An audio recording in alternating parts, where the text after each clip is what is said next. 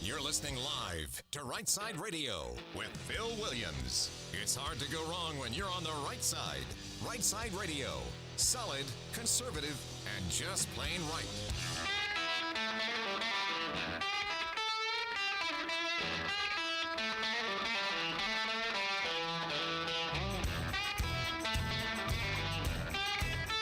Alabama and Tennessee syndicated news talk leader, Rightside Radio. Phil Williams here live in the Rightside studios. Man, we got the local, the state, the national, sometimes the international. And oh yeah, like the dude just said, solid, conservative, and just plain right. Well, welcome to Tuesday.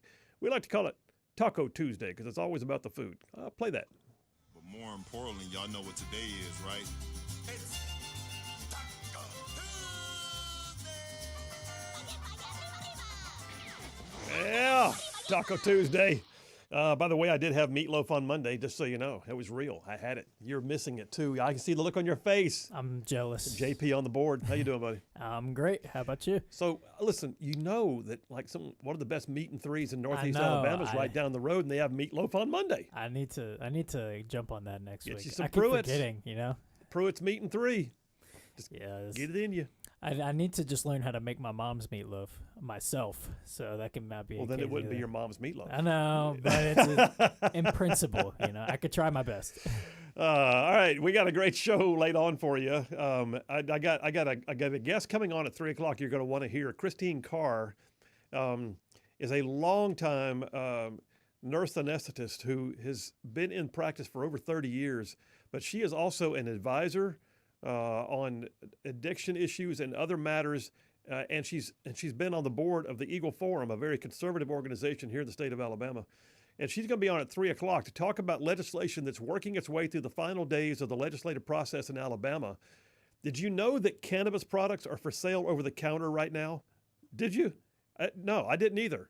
Not CBD. We're talking about actual THC-laced products because of a loophole in the law, and they're dealing with it. So we'll talk about that with Christine Carr from the Eagle Forum at 3 p.m. And then I got a whole triple dipper just filled up with stuff, so hit it. The Triple Dipper. 3 stories you've got to know. That's right, the triple dipper. 3 stories, 3 themes, if you will, that you got to know as we run today's show. So the first out the gate is, I'm just saying recreational pot is here. You may say, well, we're not in a marijuana state, Phil. Are we not? Really? Are you sure?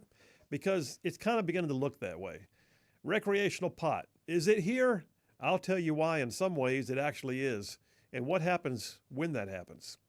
Recreational pot is here, number 1, triple dipper. Number 2, we're going to take a completely, 180 and do something completely different after that. World at war. This is a big deal. We've got some hot spots around the world right now that are just on fire, for lack of a better term. The world is at war. It's not a peaceful world right now, and it's good for us to every once in a while pause and recognize what's outside of our borders and catch up on it. And then number 3, in conjunction with the fact that this is, can I please get some kind of a sound effect, the 100th day of the Trump administration. What do you got? There it is. There it is. We're going to do one I'm calling a handyman Trump because he's been fixing stuff, like fixing all kinds of stuff. Like he doesn't just fix one thing. He has no niche in particular that he works in. He fixes all the stuff. He's like a handyman. He can get it done. Handyman Trump, that's number 3 on the Triple Dipper.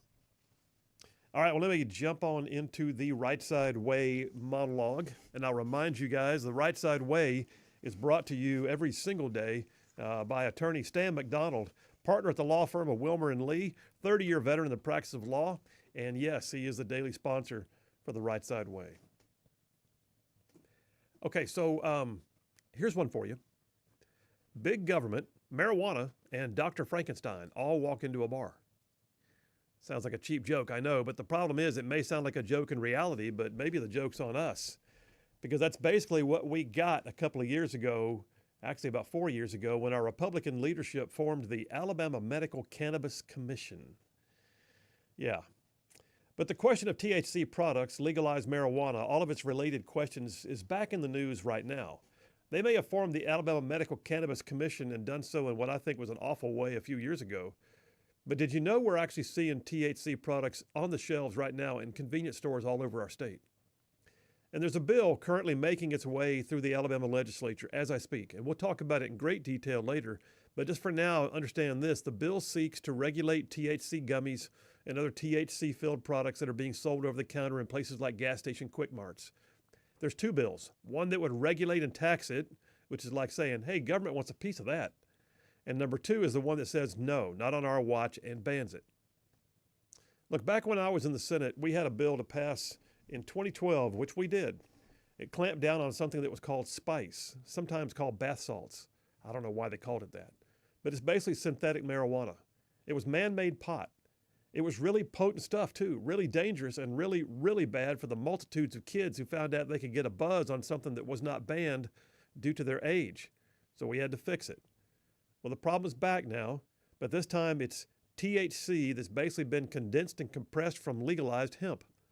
Yeah, same problem, different day. But let me step back, though. Let me step back and remind us all that we have a Republican supermajority in Montgomery. The GOP controls all three branches of government in this state by a long shot. So if there's something the GOP wants to do or not do, it has carte blanche to do or not do it. With that said, let me just talk about some of the platform issues that are currently on the Alabama Republican Party's platform, which can be found on their website. Among other things, the GOP stands for things like limited government. The growth of government says it should be curtailed by a combination of the elimination of other programs and transitioning of government jobs to the private sector. Okay. It also says they, quote, support lower and fair tax models. Okay. It also says that business growth ought to be encouraged through the elimination of unnecessary regulations. Makes sense. And it also says on the platform that it expresses support for constitutional liberties like equal rights, equal justice, equal opportunity. All right. I've been a member of the state Republican Party for many years. I ran as a party member. I helped establish the GOP as a supermajority like it is today in the state legislature. I fully support that platform that I just cited to you among the other pieces that are on it and the efforts of the party to help promote that platform. But then I watch as members of the legislature with an R by their name enact laws purporting to be for the greater good that fly in the face of that platform, despite the fact that, yes, like I said, they have an R by their name. That's exactly what happened when they established the Alabama Cannabis Commission. Look, let's pretend for a minute that marijuana is FDA approved for use on medicinal grounds, even though it's not. We can pretend. I mean, there's studies out there that indicate that marijuana is helpful to ease pain, right? To calm seizure disorders, to add calm to an otherwise anxious mind. Every time we have a hearing or an official position, we're given studies that say how safe medical marijuana is. It's wonderful, they say. It's harmless, they say. It's all natural, they say. Just live and let live. Get out of the way, you naysayers. All good, bro. Ganja gonna help you. Sounds a lot like aspirin. No big deal. Simple and non-threatening. And the more libertarian among us would say things like that stodgy old dyed-in-the-wool conservative just wants to get in the way of somebody following their own truth. Really? Well, if all that were true, and there are as many studies that clearly state that it is not, but if all of that were true, and medical cannabis is just such a non-issue and should be made readily available across our great state, then why is it then that the Republican supermajority had to violate every principle of the party's platform to try and make it available? I mean, ask yourself that. With all honesty and personal candor, if medical marijuana is harmless, then why did the GOP grow government by establishing a fully separate and autonomous wing of government called the Medical Cannabis Commission? A commission which, by the way, has no limitations on the size of its staffing, meaning they're growing government. A commission that will have its own enforcement officers that will be clothed with the arrest and investigative authority of any other agency. Wow. And did you know, by the way, that the Republican supermajority wrote that law for the Medical Cannabis Commission to have enforcement officers who could do search and seizure without a warrant? Without a warrant, you say. So much for due process. You heard me. They can enter your business or your home without a warrant, and they can take such action as they deem necessary. And did you know, by the way, that the GOP supermajority wrote that law to allow the Medical Cannabis Commission to collect taxes at 9%, with another 2% at the local level? That's 11 cents on the dollar for each medical cannabis so-called prescription. But wait, I thought the sales tax rate in Alabama is only 4%. It is, except for marijuana, because they want a big slice of that pie.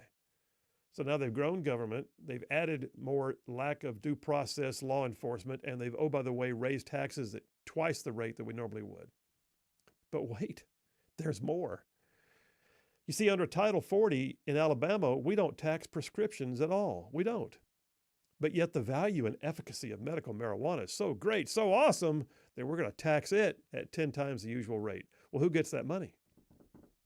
Oh, yeah, the Cannabis Commission. Yeah, but it's necessary. People need it. They need it right away. Okay, need it right away. But we'll at least have the pharmacies like ready to dispense it, right? No, we won't. You know why? Because medical marijuana is not FDA approved. Therefore, pharmacists, actual pharmacists, real pharmacists, could lose their license if they dispense it. So it's going to be sold at a separate, specially licensed dispensary by a non-medically trained clerk named Guido with a nose ring who they hire off the street. Wow. Okay, well, at least there's going to be dispensaries nearby for everybody who needs to get their prescriptions filled, right? No, not really. You see, the law only allows for 37 dispensaries statewide. So we have 67 counties with over 5 million residents in the state, but they're only going to allow 37 locations. So basically they're growing government, but they're limiting the private sector they said was so important everybody had to have it. And they're taxing it. All right, but if somebody in my family needs it, then I'll know where to go and how to get to it, right? Maybe not. See, the law says that in order to be able to administer it, you must be approved by the Cannabis Commission as a caregiver. Otherwise, someone will have to come to your house to give your child a gummy. So think about it. They just grew government, and they gave government access to your house, and they gave government warrantless search and seizure, and they gave government all the money it needs to keep doing more of this. So let's get this straight. Despite the absolute assurance that medical marijuana is a much-needed thing for the citizens of the great state of Alabama, the Republican supermajority decided the way forward was to make government bigger, limit the growth of private sector business, then tax it heavily, and then violate basic rights in enforcing it, and they'll, by the way, invade the privacy of your home to be able to administer it, and do so in a way that is also a violation of federal law and could get a pharmacist fired. So why are we doing this? Why is it really happening? I'll tell you why it's happening. Because recent studies show that the industry is peaking with $13.8 billion in sales back a couple years ago in 2022 alone. States like Alabama have a chance to push that market share up by a projected 21% growth by 2030. But as we sit here today, recent studies indicate that the combined results of 30 separate studies also show that legalization and decriminalization of marijuana has resulted in a threefold increase in what is known as marijuana poisoning. And when you focus on children, it reveals an even higher number, with poisoning episodes increasing at 4.5 times. A thing called cannabis use disorder. It's a horrible thing. It decreased brain function, fatigue, long-term impairment to your physical health, mental health, relational health. Basically, despite all the assertions to the contrary, the constant bombardment of the human body by THC and marijuana, it does have addictive qualities that can ruin lives. We also have the fact, too, that the Alabama Cannabis Commission has been mired in lawsuits and challenges since the day it kicked off. Multiple suits have been filed claiming there's been partisanship and lack of transparency in the licensing process. A new lawsuit was filed last week just to have the head of the commission removed from his position for allegedly double-dipping on state compensation. I'm sorry, that was last year. As of this week, one suit on appeal threw out the licenses that were issued 2 years ago, mandating the licensing process start over. At the same time, another lawsuit was filed yesterday by a family seeking medical marijuana for their daughter, claiming the Cannabis Commission has failed to abide by the law. It's a mess. It's an absolute mess. It's a mess even though proponents say it's harmless. But the bottom line is, if it's so good, why don't they just legalize it? And I don't want that personally, by the way, before you rush to judgment. I don't, not at all. But you have to ask, why something that's so good, such a panacea for all of our ails, is off limits to people like our military? And it requires government overreach to make it work. You know why? Because if they legalize it, you'll grow it in your backyard and they won't get any money out of it. That's why. It's a mess. And now we're staring at the use of THC-laden products in convenience stores made to look like candy for kids. And the legislature, better get its act together and fix this problem like we did in 2012. This is exactly what you get when big government, pot, and Dr. Frankenstein walk into a bar together. And that's a wrap for the Right Side Way. Yeah, I got some thoughts on this. Apparently I do. I got some opinions. I think the legislature just basically rolled over and failed when they passed this bill. They could have done it if they really felt like it was necessary. They could have said, we're going to legalize it. Bam. But they couldn't do that. They couldn't. They had to do everything wrong to get the thing they said was right. And I tell you what, the ends does not justify the means, and the means sucks too. Phil Williams, Right Side Radio. Y'all stay tuned. We'll be right back.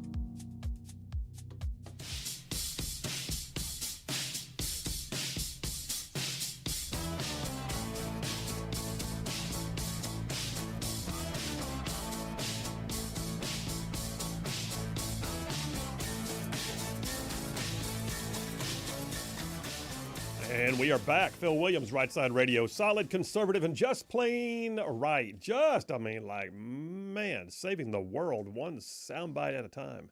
Feel like I ran long on the monologue. I'm not sure where my clock went, but I'm not going to have very much time in this segment. I'll get a few text messages. And first, let me tell you about attorney Stan McDonald. So, yeah, Stan McDonald, I know the guy personally. When I say the things I'm about to say, please know that I'm saying them from a standpoint of knowing who this guy is. So Stan McDonald is a partner at the law firm of Wilmer & Lee, a 30-year veteran in the practice of law. And oh, by the way, he's an OG ruffian from way back. I mean, the man has been a right-side ruffian since right-side ruffians knew what right-side ruffians were. But that being said, attorney Stan McDonald has also represented his clients in thousands of real estate transactions over the years. He knows how to represent you in any local, state, or federal court. I like to say when Stan McDonald is on your side, you're going to have no greater friend. Likewise, your adversaries would have no greater foe.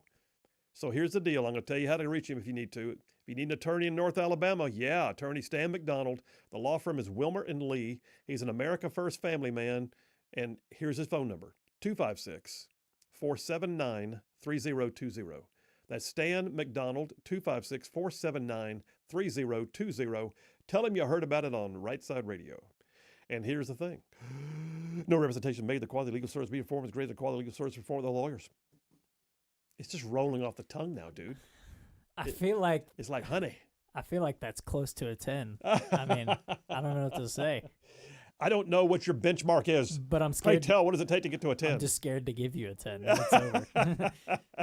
It'd go to my head. Yeah, You know. exactly. Next thing you know, Phil's wanting to talk fast about everything. Yeah, exactly. We got several text messages. TL from Huntsville said this is an alarming monologue, he said, Phil, but a warning and a wake-up call. On December 22nd of 2020, Seeking Alpha published an article touting the big profits of cannabis companies for investments. They also pointed out that companies target states that they think they can flip from medical use to recreational. That's right, they do. Don't think for a minute they will settle for this so-called medical use here in Alabama. We need our legislators to resist greed and protect our communities. Perfect. All right, listen, we got plenty more where that came from. Phil Williams, Rightside Radio. Y'all stay tuned. We will be right back.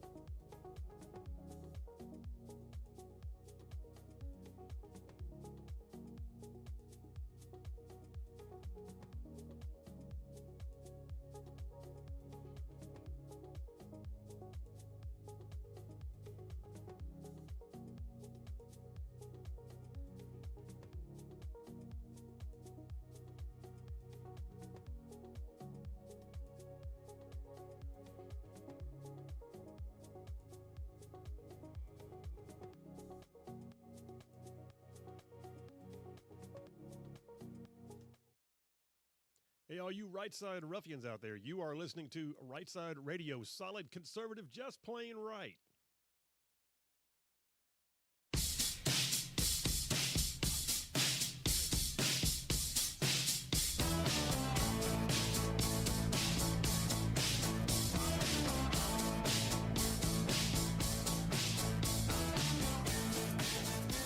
And we are back. Phil Williams, Rightside Radio. Solid, conservative, and just plain right. Just covering down on some major ground across the southeast U.S. of A. I'm talking about this show, y'all. Woo, goes from like Huntsville on back to Chattanooga. I'm talking about from Tuscaloosa on back to Gadsden. I mean all the way down to that lovely little village on the plains we call Auburn, straight across the border, what we get to call once again Fort Benning. And then big old patches of North Georgia and Mississippi thrown in just for good measure. JT Lacey Springs again. He says the cannabis is kind of like liquor. The state sells it, regulates it, taxes it, licenses it, and arrests you if you overuse it. Yep, that's exactly right. And oh, by the way, it's state employees that will sell it. Well, I take it back. These are going to be licensed stores. These won't be like ABC stores, but it's just, you're right. It's a racket. And anyway. John from Huntsville says, Phil, fantastic monologue. And I agree, there's a lot of people out there that need to show some willpower and resist the need for weed. Also, JP, just want to let you know that I'm waving the white flag on trying to get you to say War Eagle. Congratulations. You win the war, and you're doing a marvelous job at Rightside. Thank you. I'll take my victory in stride. Oh, yes, thank you. You feel good about yourself now, don't you? Jeff Rowe from Indiana says, hey, Phil, that gives me a great idea for a new business to start in Alabama. I'm going to call it Pot Dash. That way I can deliver your marijuana and your munchies on the same trip. Sounds like a business plan to me. Well, when we went out to Vegas, I think last year, there were signs of those robots that deliver food to you? Yeah. There's some of those for weed now out there. Really? So I wouldn't see it to be far-fetched to have a service that has, deliver your weed and your food in one trip with this robot. I need a bag of Doritos. Mm-hmm. Yeah, okay. Never mind. That's not even funny. No, Thomas from Athens says, Colonel, regarding medical marijuana, one more law wherein we must, quote, follow the money. It's absolutely right, Thomas. That's exactly what this is. This was not about what was really important for the people. This is about follow the money. Roy from Hartselle, great monologue, Phil. Always follow the money. There you go. Grace from Madison, medical marijuana is the healthcare woke poisoning of our kids and population, all about money. It has limited specific benefits for certain cancers and conditions. All you end up with is dead brains. Ooh, thank you, Grace. Bruce from Springville says medical marijuana is a scam. It only allows a government entity to abuse power and stuff their own pockets. This is a good case for Doge. Brian from Huntsville says, following their own truth, there is only truth. Anything else is a pipe dream for those hiding from the truth. Yep, I would agree. Well, let me talk about a few things in regard to this first dipper. All those text messages perfectly in line, and since that followed straight off my monologue, it flows into the first dipper, which is recreational pot's here. Is it? Well, think about it. They say they don't want you to have recreational pot in Alabama. I say I'm glad. Listen, I'll be honest with you. I am absolutely against it. There was talk about it when I was in the legislature, and I said, not on my watch. I will filibuster till the cows come home if I have to. I used to work in an alcohol and drug alcohol and drug treatment center for adolescents. Some of my kids were there with psychiatric disorders. Some were there because they'd been abused. Some were there because they had addictions. Everyone I saw who had a drug background almost always started with marijuana. Phil, it's not a gateway drug. Yeah, it actually is. It's a gateway drug. It lowers barriers psychologically to the idea of doing something heavier, because once you get used to that buzz, you think, well, I could do a little more. I want a little more. And understand that the mind that already seeks the buzz is not always the mind that's going to have the level of self-discipline to say no to the next level. So I have a predisposed view of it from having watched people that I know and kids that I used to work with fall apart because of it. I've seen lives ruined because of it, and I'm talking about marijuana. I'm not even talking about the harder drugs that some of them graduated to. I'm talking about marijuana. It can ruin lives. I know people right now who will tell you of family members who took their own lives or who died because of cannabis use disorder, because it's real. The level of THC crammed in now is at a level unknown back in the 60s and 70s. And what they're doing right now with these hemp products in our convenience stores is some next level high grading of the THC. They're taking hemp, which was declassified by the federal government just in the last few years, to allow it to be used for other agricultural products and for making rope and all that kind of stuff. And it has a minimal level of THC, except that the loophole in the law didn't say you couldn't compress it. Sort of like making, sort of like orange juice concentrate, right? If you ever eat orange juice concentrate, it'll wear you out because it's like 50 oranges per spoonful, right? Picture THC compressed into gummies from hemp. But because it came from hemp, it's got a loophole in the law that says it's not illegal.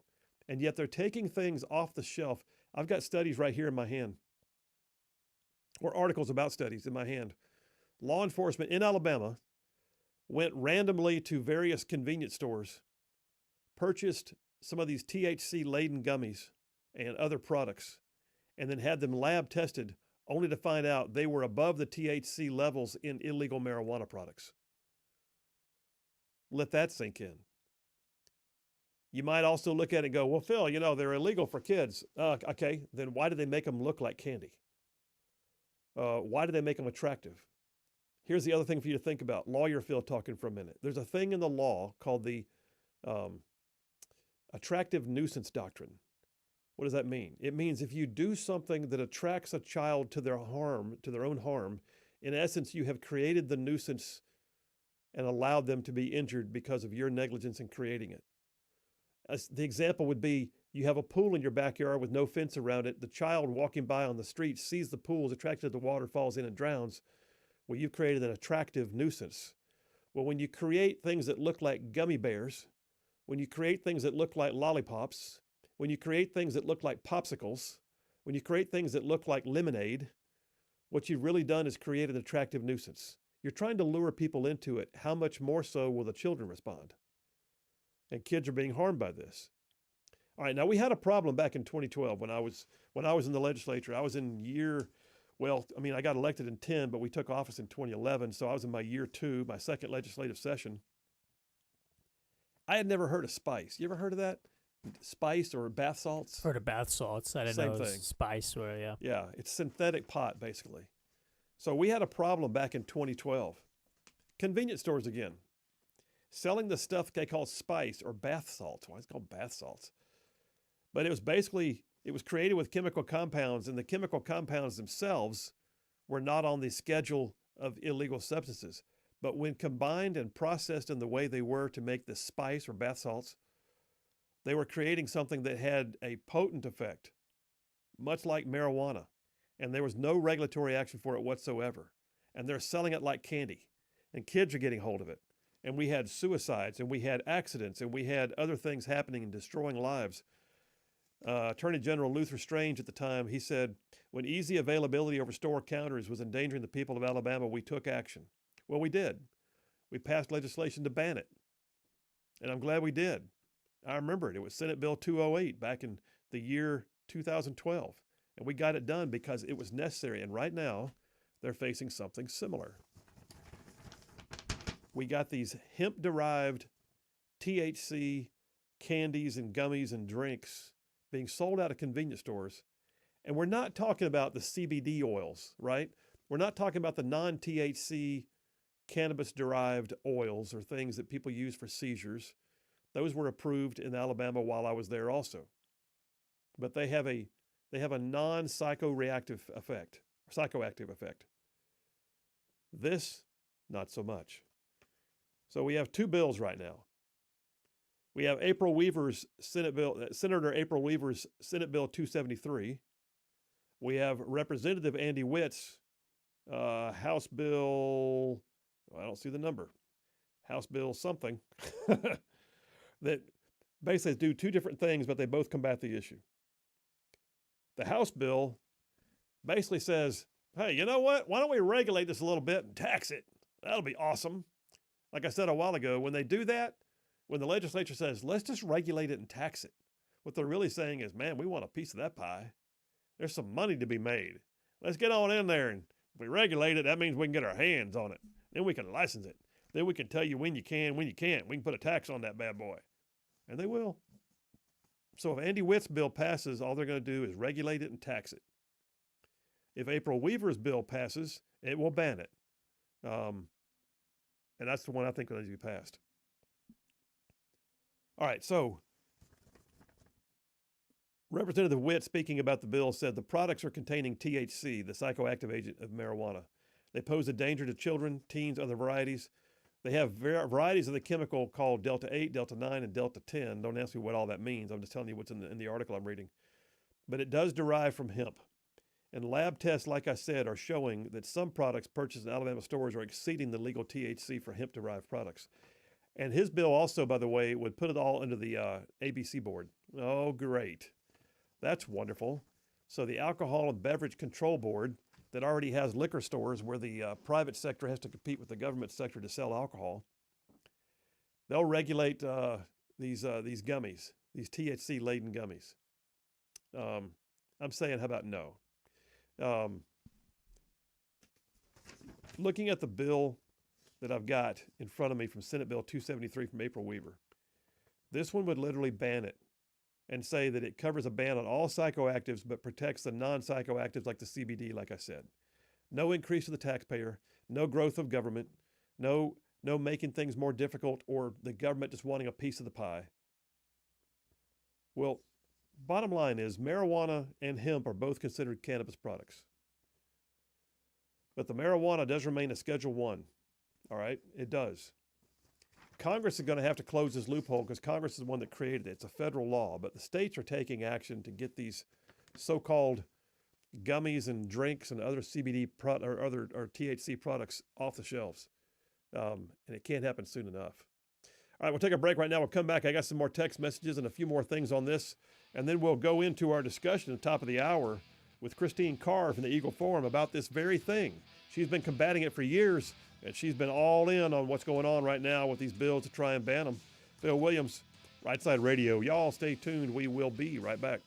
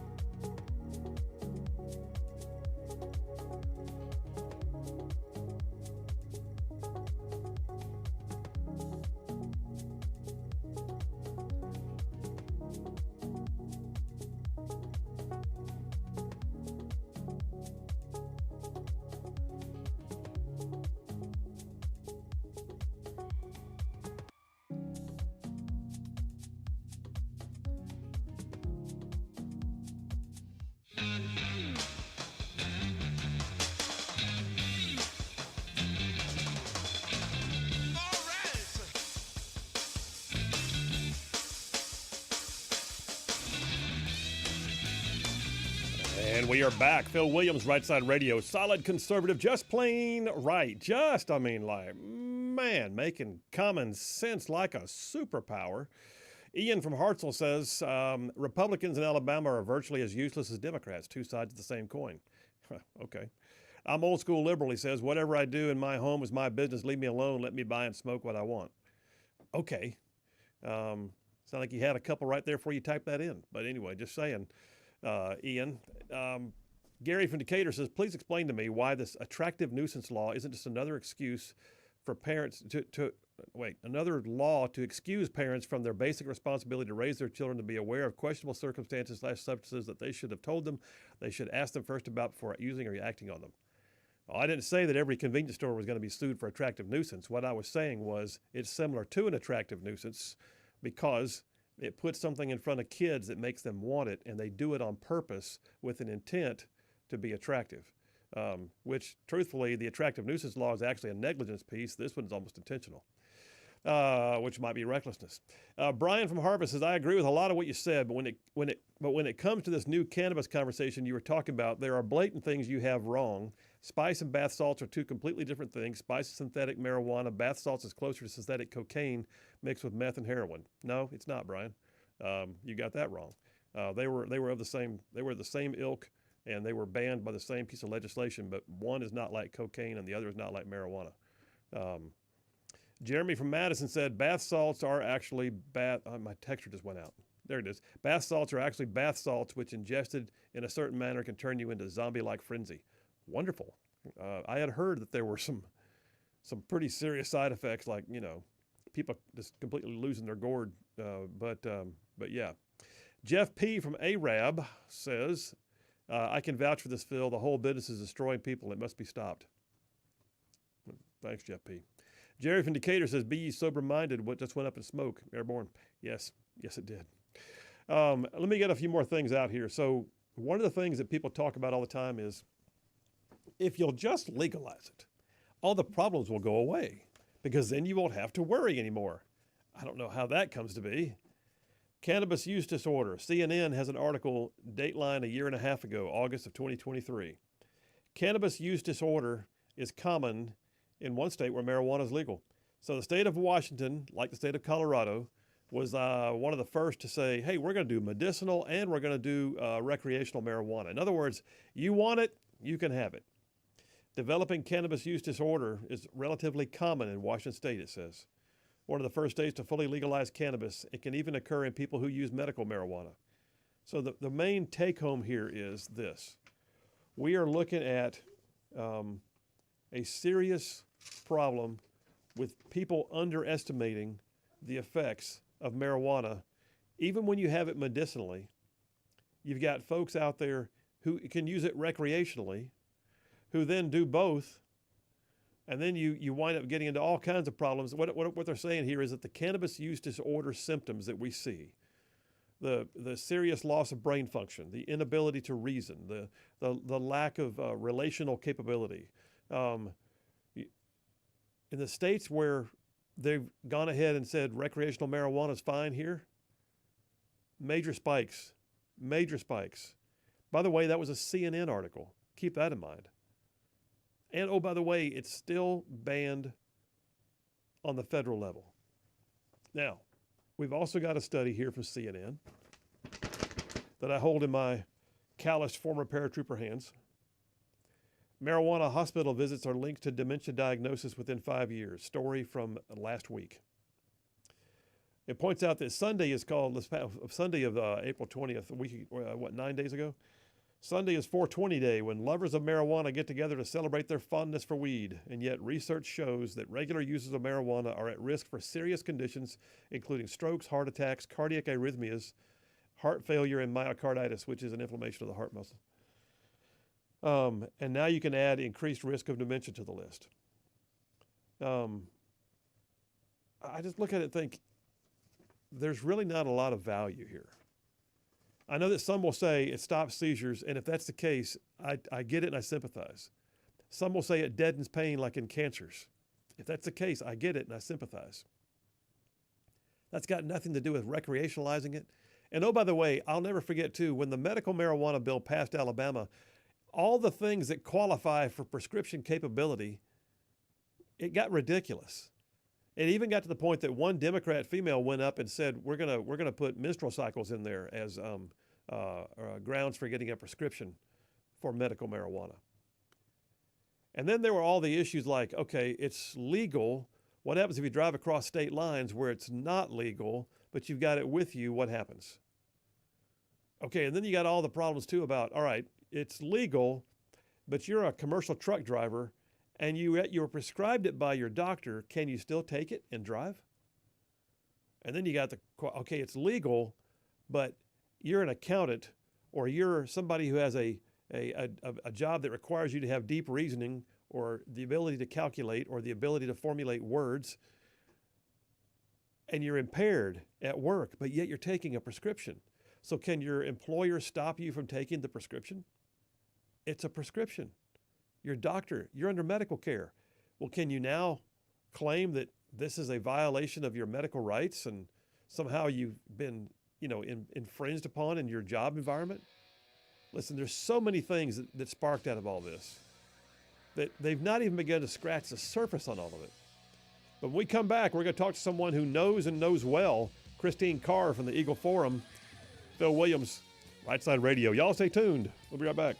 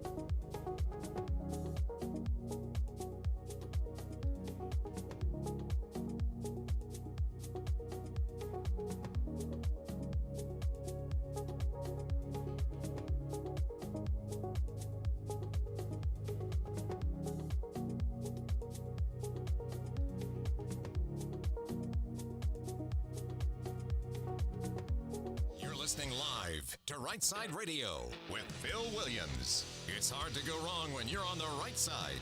Rightside Radio. Solid, conservative, and just plain right.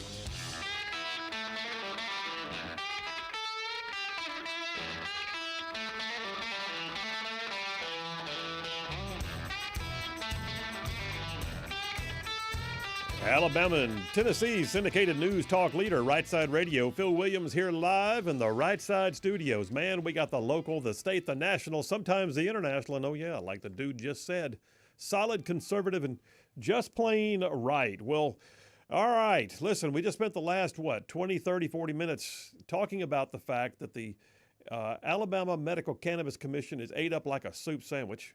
It is. It's jacked up. Even if you took marijuana out of it, the way they set it up was absolutely antithetical to everything that Republicans say they stand for. So there's that. Grew government, raised taxes, violated civil liberties. It just on and on and on. But then on top of that, there's the fact that it has the marijuana component, which is still not FDA approved, which can't be dispensed by licensed pharmacists because they lose their license for it. You can't have it in the military. And it just also, oh, by the way, carries with it some amazing deleterious health effects. Cannabis use disorder is real, absolutely real. And don't think that because somebody has access to it just in a medicinal purpose sense, that it somehow is better. Now listen, I talked earlier also about the fact that we have two pieces of legislation going through the state legislature right now that deal with THC-laden products, which are being sold in convenience stores. And once again, they look very attractive. They look like candy, they look like gummies, they look like lemonade, they look like all, and it's absolutely nuts. And it reminds me of us having to ban spice synthetics when I was in the legislature in 2012. All right, that's enough of me talking. Let me bring on a guest. Christine Carr is a board-certified registered nurse anesthetist. She's got 30 years of patient care in trauma and neuro and intensive care and pain management. And since 1996, she has been teaching and advising on issues of childhood nutrition and health. She's an expert in this realm. She's also on the board of the Eagle Forum of Alabama as a medical advisor. And listen, Eagle Forum of Alabama is one of the most respected conservative policy organizations. They fight for things that right-side ruffians care about. I feel like I'm talking an awful lot. Let me bring her on the line. Christine Carr, how are you doing? I'm doing great, Phil. It's great to be with you. Well, thank you for making time. And by the way, thank you for your work with Eagle Forum and everything else you do. Absolutely. Well, all right. So I gave my audience an intro earlier to the two bills. One is a regulate and tax, and one is a ban bill. I like to say that regulate and tax is just the government saying we want a piece of that pie. Right. But then we got these two bills. Tell us what you know about the background of the products themselves and what the fight's all about and where the legislation is. Absolutely. These products that are various THC, you might see them, either they're labeled CBD or they're Delta 8, Delta 9, 10, 0. Some are even called HHCs. There's different variants of them, or they'll call them hemp products. They were not given to us by explicit legislation from Alabama legislators. This was a loophole that came to us in about 2019 after the 2018 Farm Bill was passed federally. Lots of thanks to Mitch McConnell. This is when the Farm Bill decided to deschedule hemp. So hemp stopped being what's called a Schedule I drug, like they still have with marijuana. But the whole purpose was to use hemp for its industrial purposes. You know, the fibers, they use seeds. But because legislation with good intentions often has unintended consequences, they did not specify the level of THC at end product, and they also forgot to mention or explicitly forbid the cannabinoids that are psychoactive. Well, and they're being sold right now. They're being sold in convenience stores and others. And am I correct that a lot of these products they're are in convenience stores, grocery stores? They're everywhere. CBD stores, vape shops, almost any kind of retail space in the form of vapes, gummies, drinks, candies, food products. And it's just flooded the market. It surprised kind of everybody. It came in under the radar. Very quickly, it started being used by kids. I remember just my eldest son, he's at Sanford now, but he was, when he was in high school, this started to hit really heavily in 2019, and we were wondering, what's all of this coming in on the market? And then, of course, then COVID hits, and a lot of these things go under the radar, just as a lot of things happen, and then a lot of people get addicted to it. And here we are with constant reports of poisonings, deaths, suicides, car wrecks. We have more THC being found as the cause of motor vehicle deaths and accidents than alcohol. That trend was starting in 2021 when the medical marijuana bill was passed, and it's just gotten worse and worse since then. Wow. Well, and you mentioned kids. Now, under the law, these are still not to be sold to kids, but they happen all the time because they make them look like something that kids want. Am I right? Well, yes, and then adults give it to them all the time. Oh, yeah. It's very easy. It's a common practice where you have older teenagers, adults sell it to youth, and it's part of the trafficking network as well. This isn't just kind of drug dealing. This is part of trafficking, and a lot of children and young teens get taken advantage of over these substances. When you say that, what do you mean? They use it as almost like a date rape drug. They get them high, and then their things happen thereafter. Yes, kids will use it and then be a little bit more inebriated and be taken advantage of. They will turn tricks for these substances. It's kind of fairly well known. There is a report, especially came out of Michigan, a very prolific child pornography producing ring. THC gummies were their favorite candy of choice because Wow. it was the easiest way to subdue children. Wow, that's, oh my gosh. All right, well, all right. So where's the legislation right now? And I know Eagle So- Forum has been in the mix, and you've been down there, I'm sure, working on the issue. But you got two versions of the bill. Senator Weaver's bill is the ban bill, and then Representative Witt's bill is the tax and regulate bill. Am I right? Yes, there are several tax and regulate bills. Andy Witt's bill was passed out of the House. I would say, as far as the tax and regulate, his is the best. It is the most stringent. There's also something that was passed out of committee with Senator Melson and I believe Smitherman. And those are much looser and really not workable. Andy Witt is very passionate about this. I believe his heart is in the right place. Our premise is that if you continue to allow these synthetic THC substances, which are technically illegal in Alabama, but just because they're being attached to this word hemp, they're not hemp, it's not hemp anymore. Once it Yeah. gets above a certain level of THC, it's not hemp, especially when they've taken the natural hemp, and I call it, they Frankenstein it, and Yeah. they take the natural CBD and turn it into all these synthetic chemicals. We're really dealing with synthetic marijuana. So if you're going to regulate and say, okay, we're going to cap it at 5 milligrams of THC, that's still opening the door for recreational marijuana in Alabama. And we just can't have that. We already have marijuana approved for medical use in the medical marijuana program, but this is going to start really opening up the door for recreational. We have it. We basically have these synthetic THCs in the retail space, and that's what we're trying to get rid of. Really, in Congress, they need to do what we call close the loophole. Close the loophole, yeah. In the Farm Bill. The Farm Bill is supposed to be re-upped this year. It was supposed to have been done last year. The Miller Amendment, which was designed to close this loophole, passed committee in the House last year, but because Congress let everything slide, they're starting over this year. So we really need to call on our congressmen, Katie Britt, Tommy Tuberville, and ask them to finally close the Farm Bill loophole, because then this would shut it down nationwide. Yeah. And we don't have to worry about this patchwork legislation across the state. But right now, Alabama's trying to do something, and I applaud all the legislators for trying to do something. I just ask that in the name of quote-unquote doing something, we don't create more unintended consequences. So Well, Senator April Weaver's bill is by far the best bill to tackle this. Well, let me ask you this. With about 2 minutes left, I used to work in an alcohol, drug, and drug treatment center for adolescents. I've seen the effects, and I've almost always seen every addiction seem to start with the gateway drugs like marijuana. And people who want to poo-poo the idea of a gateway, they still exist. Gateway drugs are exactly that. They get you started, and then you start jonesing for the next level.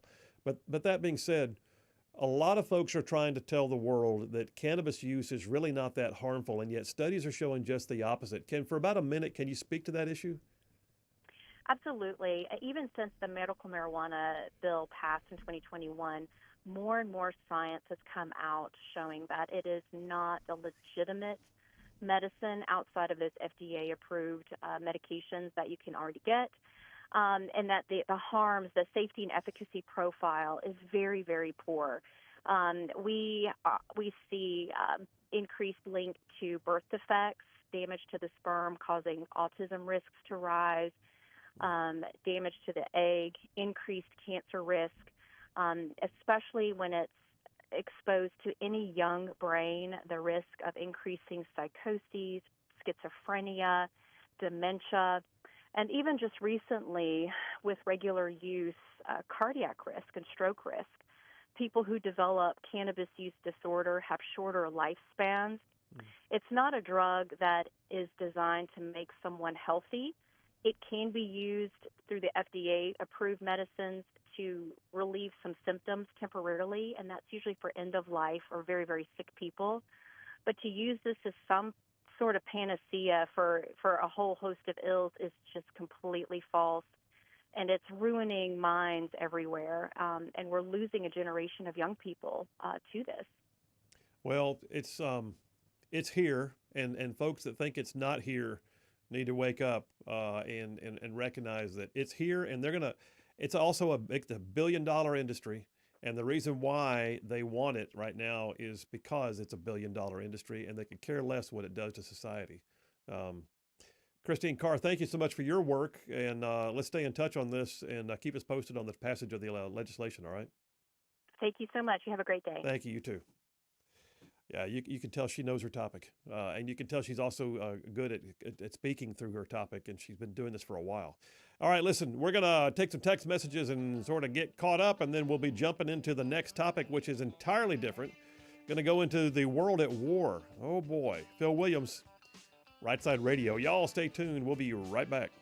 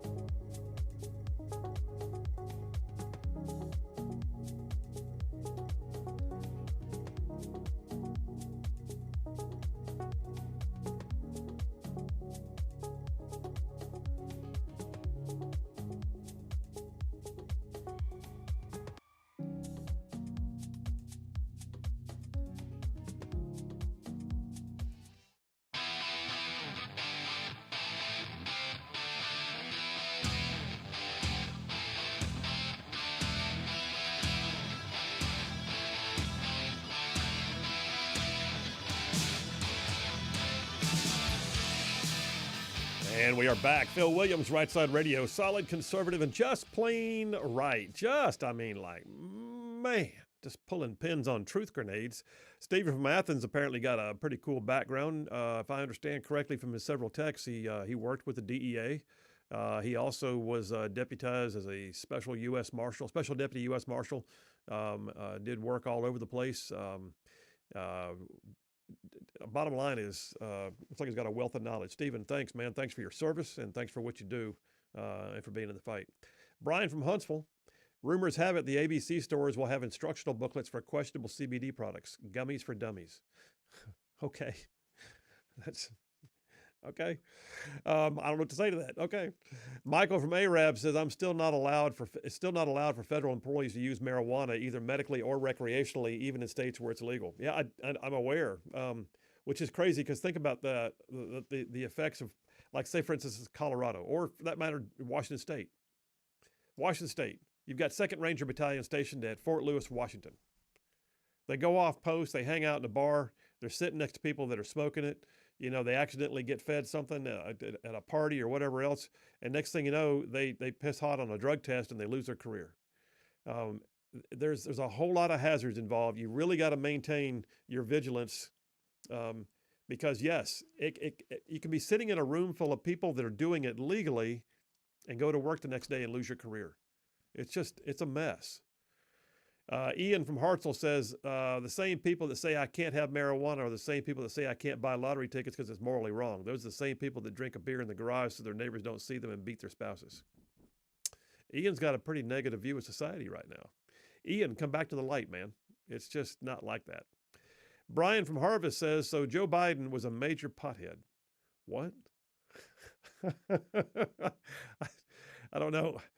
Okay, I guess we're looking at, he said what, anyway, I don't know what he's talking about. Okay, fine, I'll take it.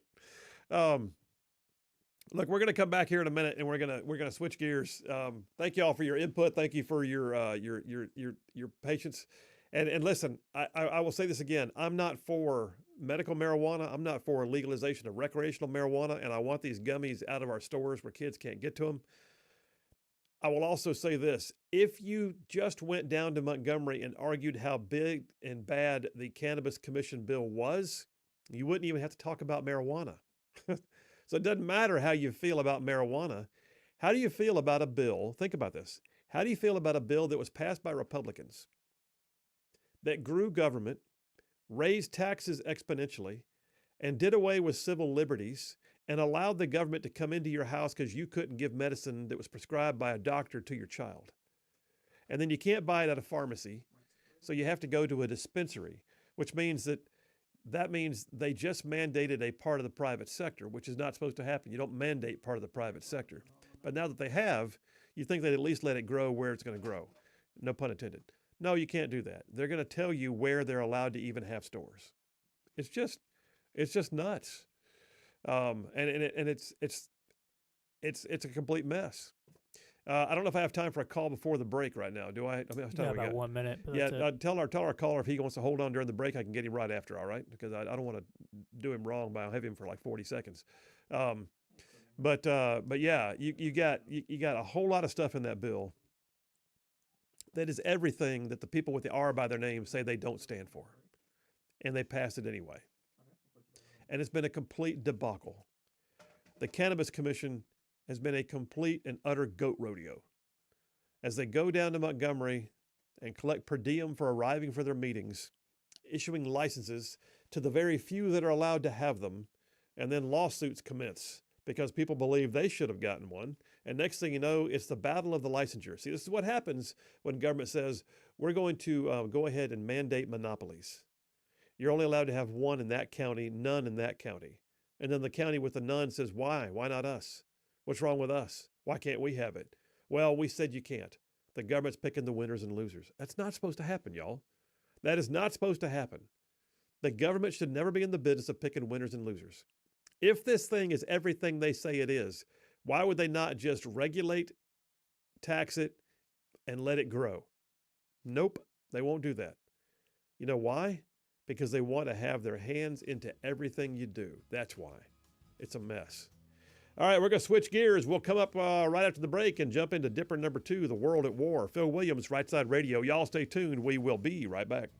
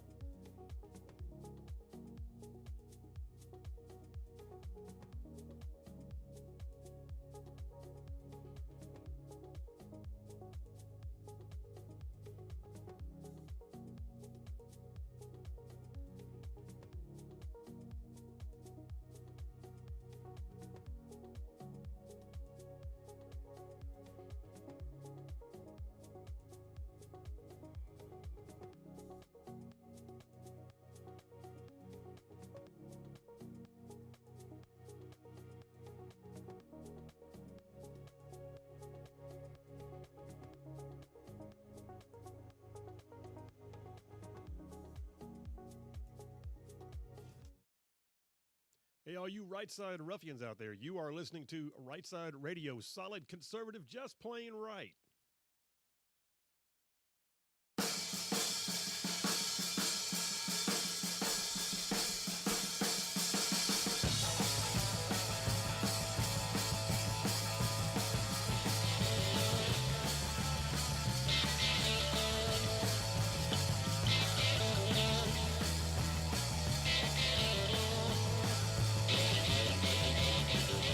And we are back. Phil Williams, Rightside Radio. Solid conservative, just plain right. Just covering down on some major ground across the southeast U.S. of A. Y'all, I'm talking about this show.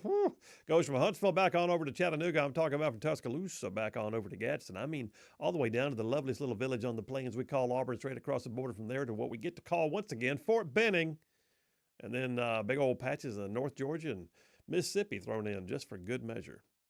All right, I tell you what, let me jump on the phones. I just realized he hung on during the break. Kareem is on the line. Hey, buddy, how are you doing? Hey, Phil.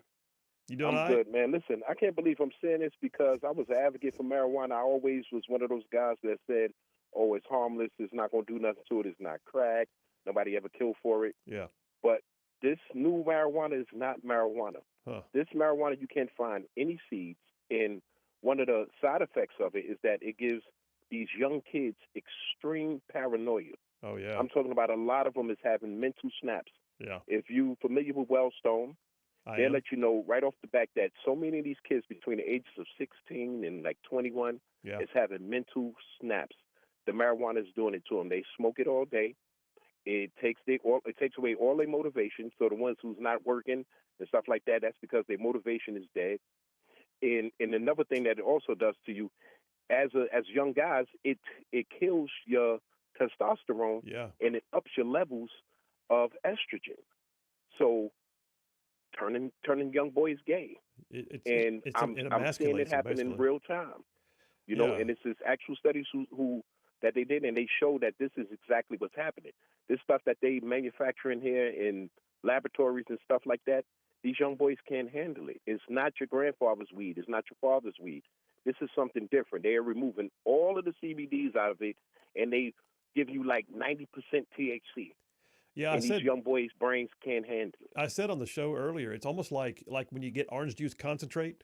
It's like a whole bunch of oranges crammed into one. That's what they're doing, is they're compressing and they're enhancing the THC capabilities of modern weed and these THC products to the point that you're getting way more than you ever used to. And you're right. It's and the effects are not just at the moment. They last. They stick with people.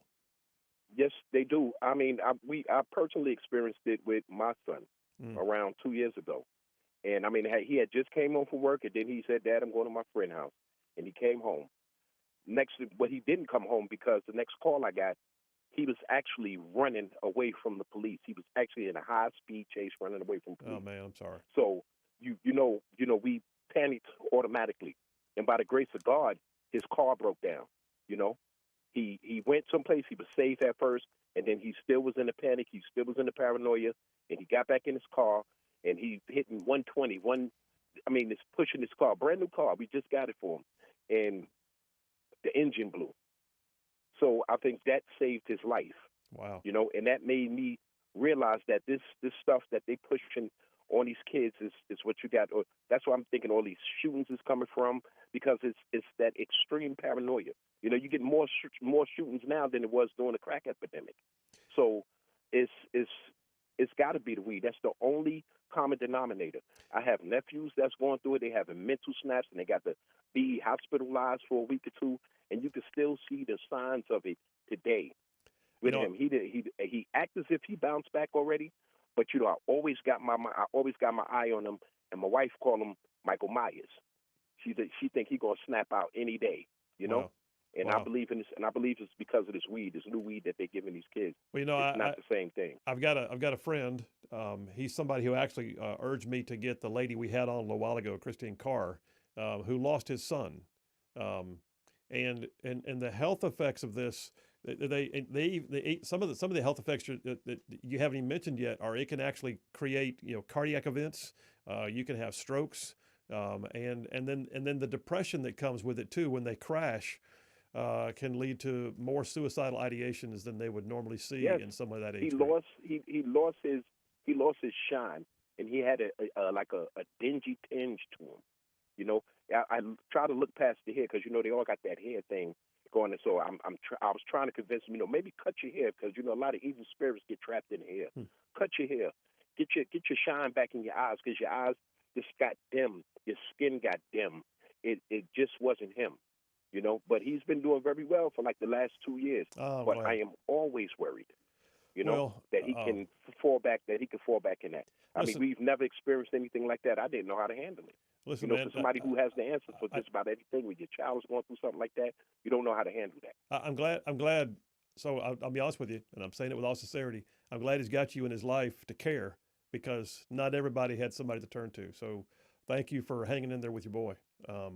That's right. I was here. I had to fight him. I literally had to fight him. I had to grab him around his collar. I had to let him know that we love him, that we are here for him, that we're not going to let anything happen to him, because I was so afraid that he could have got killed that day. Mm-hmm. And it was like a really horrible time in my family, and the rest of his brothers, we rallied around him. We didn't let him travel by himself. We didn't let him go nowhere by himself. There you go. And it was horrible. Well, stay on it, brother, and thank you for sharing your story. All right. I'm on him. All right. I'm Appreciate on him every you, man. day. See Thank you. Bye. That was my friend Kareem. How about that?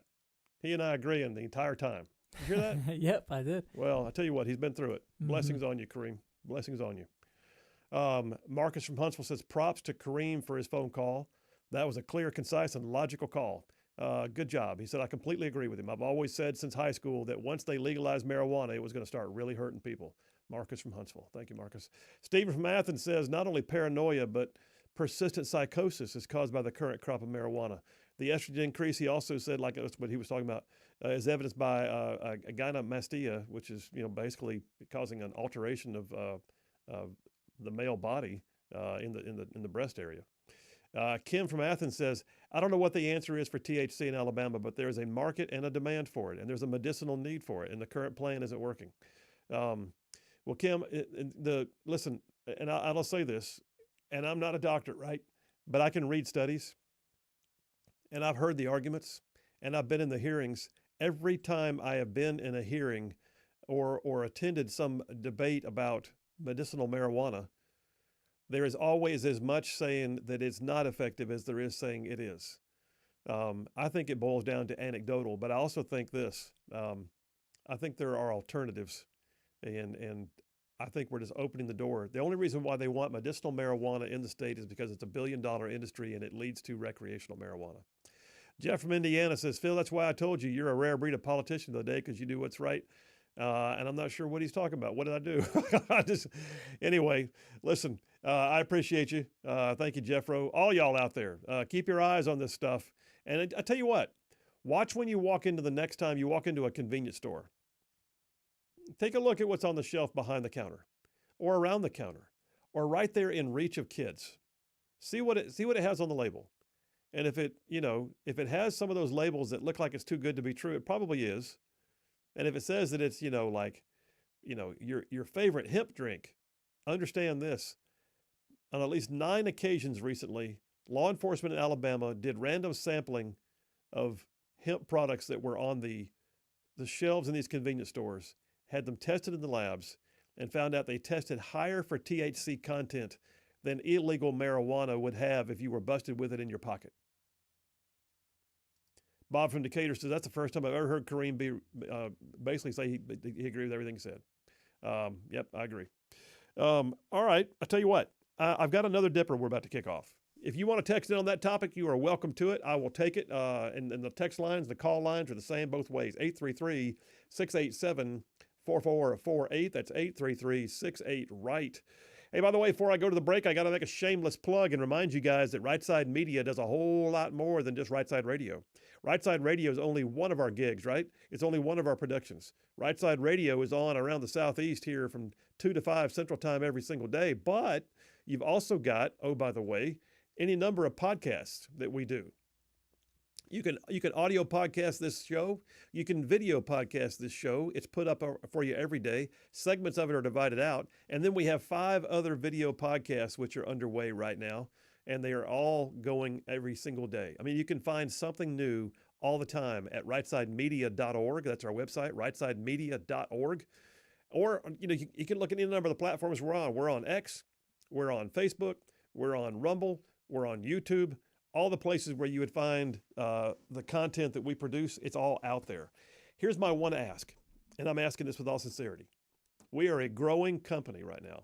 We are fairly new in the market as a broad-based conservative content generator. My request of you is hit like or follow or subscribe, whatever the platform calls for. It costs you nothing, but it gives us everything. Because what that does is the more of that happens on our stuff, the more those platforms then let us do on their platforms.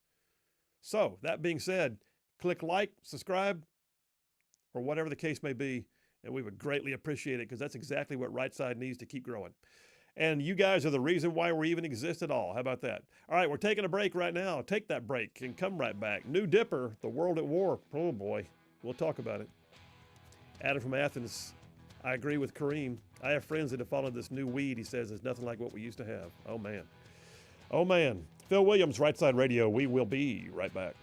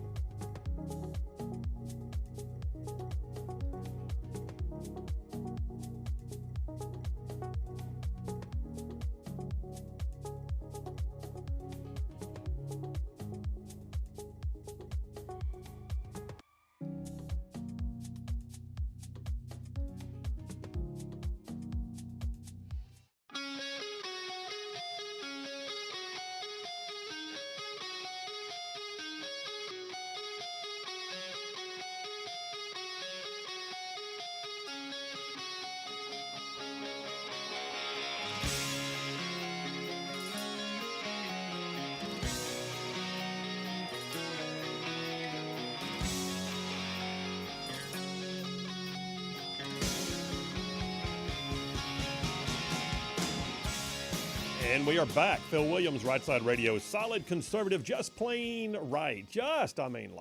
Making common sense like a superpower. That's right, using that bulletproof influence.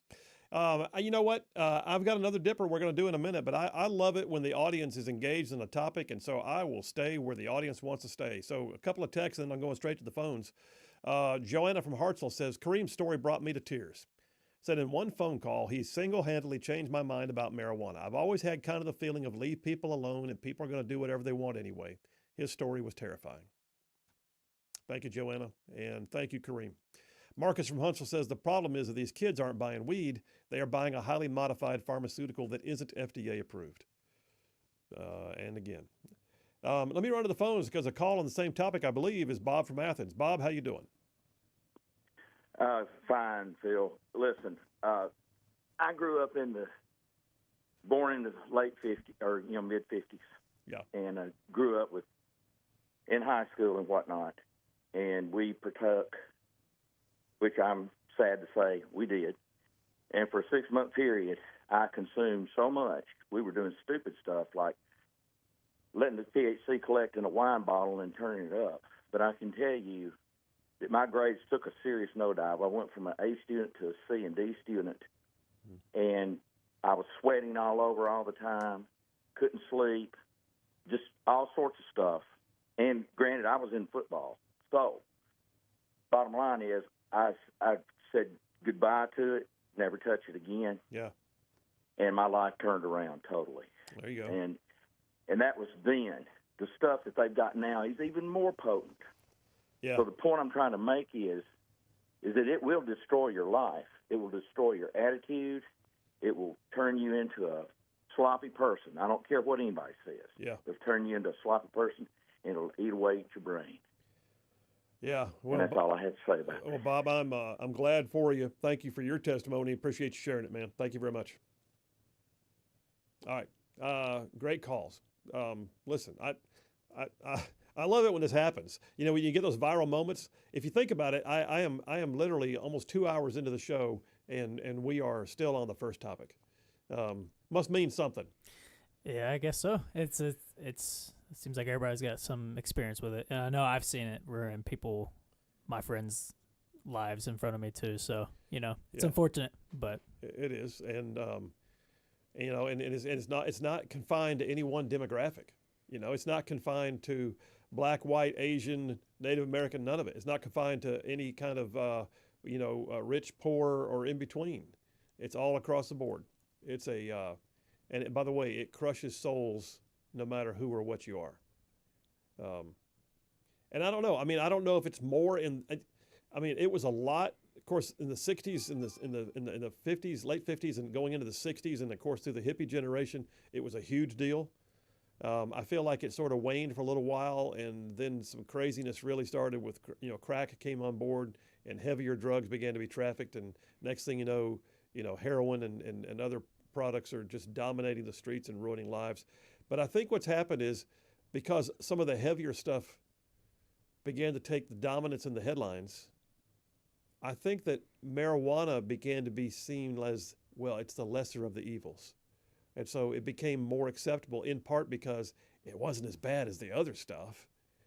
And yet it's maybe more insidious because it's the slower erosion, You don't necessarily have someone always sleeping on the street. They might be somewhat functional in life, but are they really? Because when they're truly not functioning to full capacity, they're not the person God intended them to be. So yeah, I just look at this and wonder. What do you think? What does your generation think about the stuff we're talking about right now? Where are we at on that? Unfortunately, it's pretty common amongst my generation. Part of the problem is too.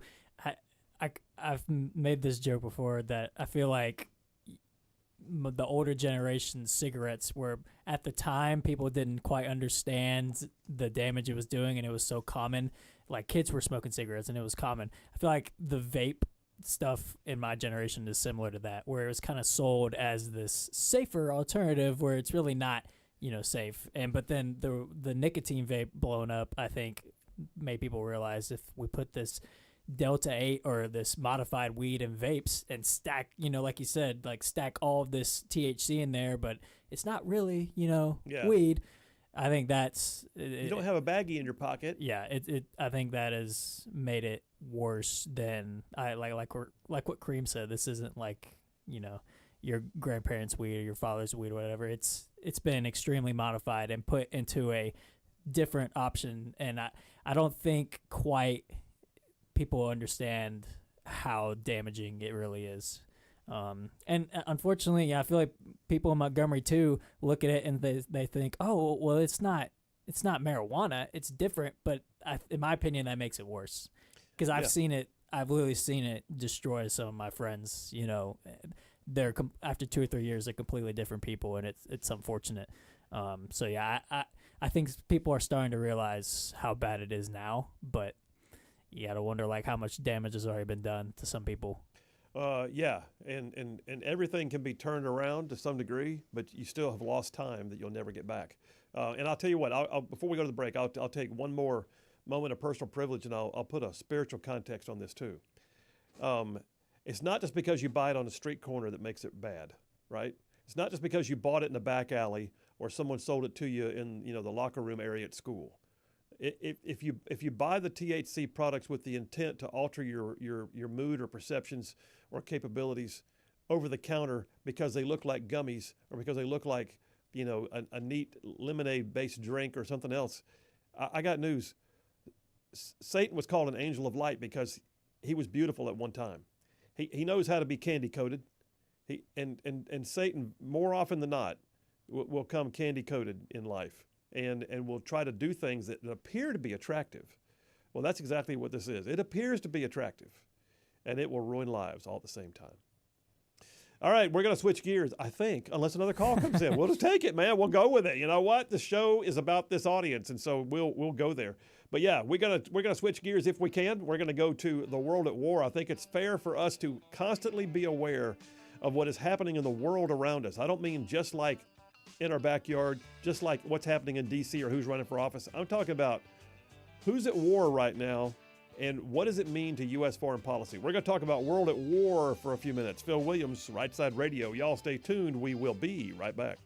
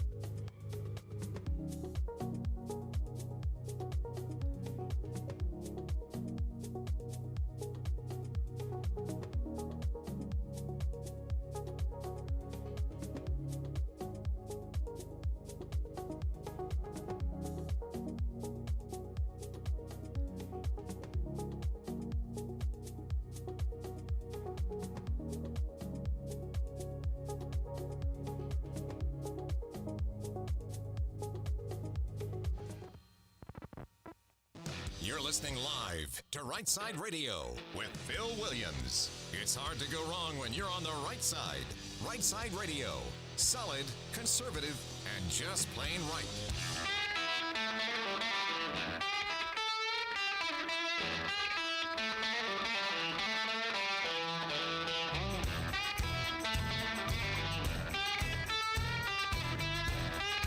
Alabama and Tennessee's syndicated news talk leader, Rightside Radio. Phil Williams here live in the Rightside studios. Man, we got the local, the state, the national, covering down on all the issues. And oh yeah, like the dude just solid, conservative, and just plain right. Well, welcome to hour number 3 on a Taco Tuesday.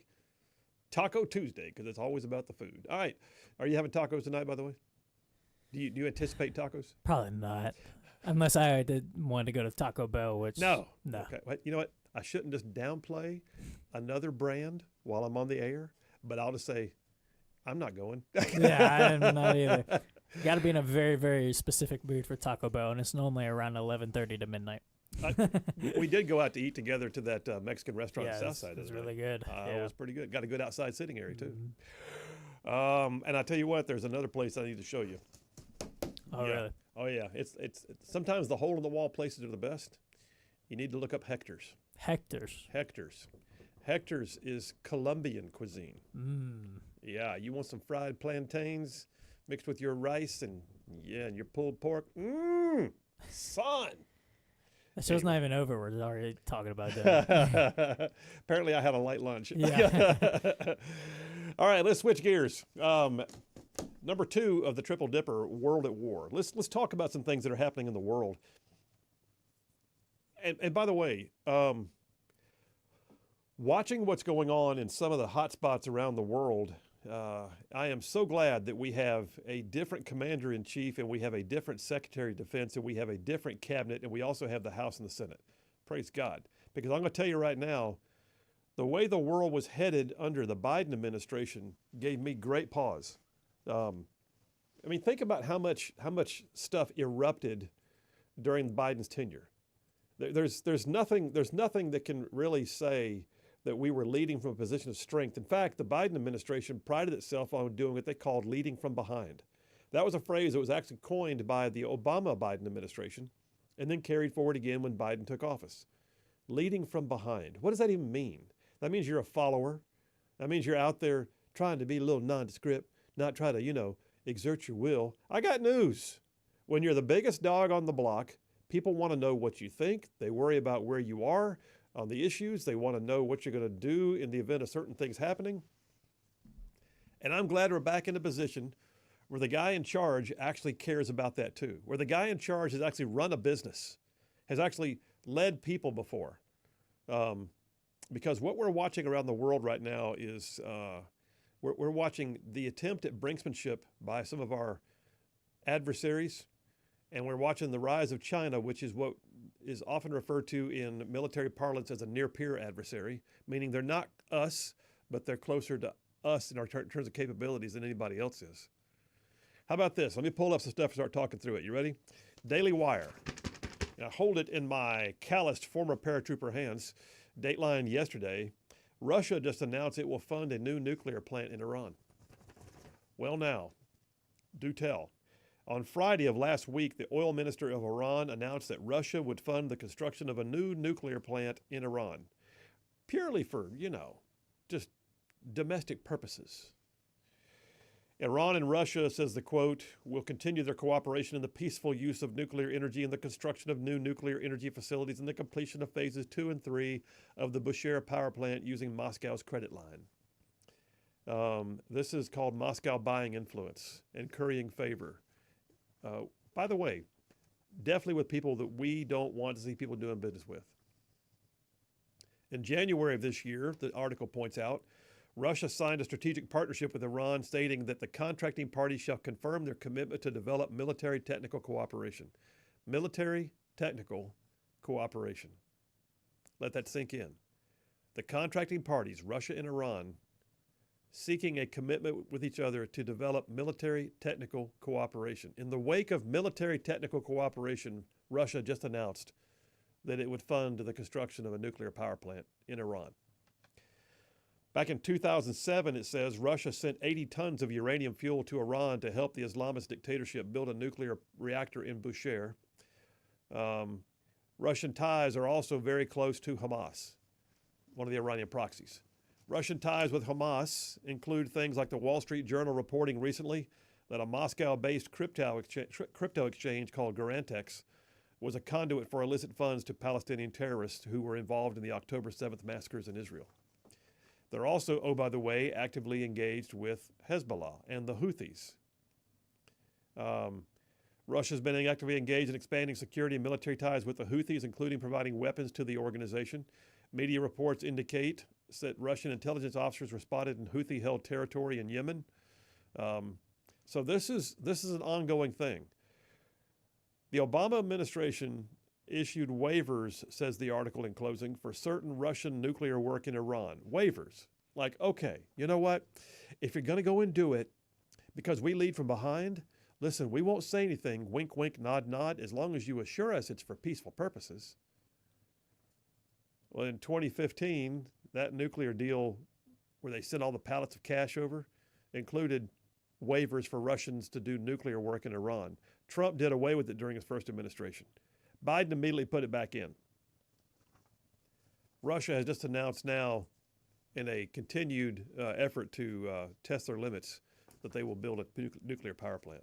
Now, what's going to happen with Iran? I am not a warmonger, but I'm also not an isolationist. I'm a realist. I know that if I were sitting next door, if I was sitting at my house and I watched next door and I saw somebody, assaulting someone in the front yard next door, that I would not sit still, all right? The same is true on the world stage. There are going to be times when we will not sit still, even though it may not be us trading the licks initially. There will be times when we will intervene. I get that, and I believe in that. There will be times when it's also in our best interest to intervene.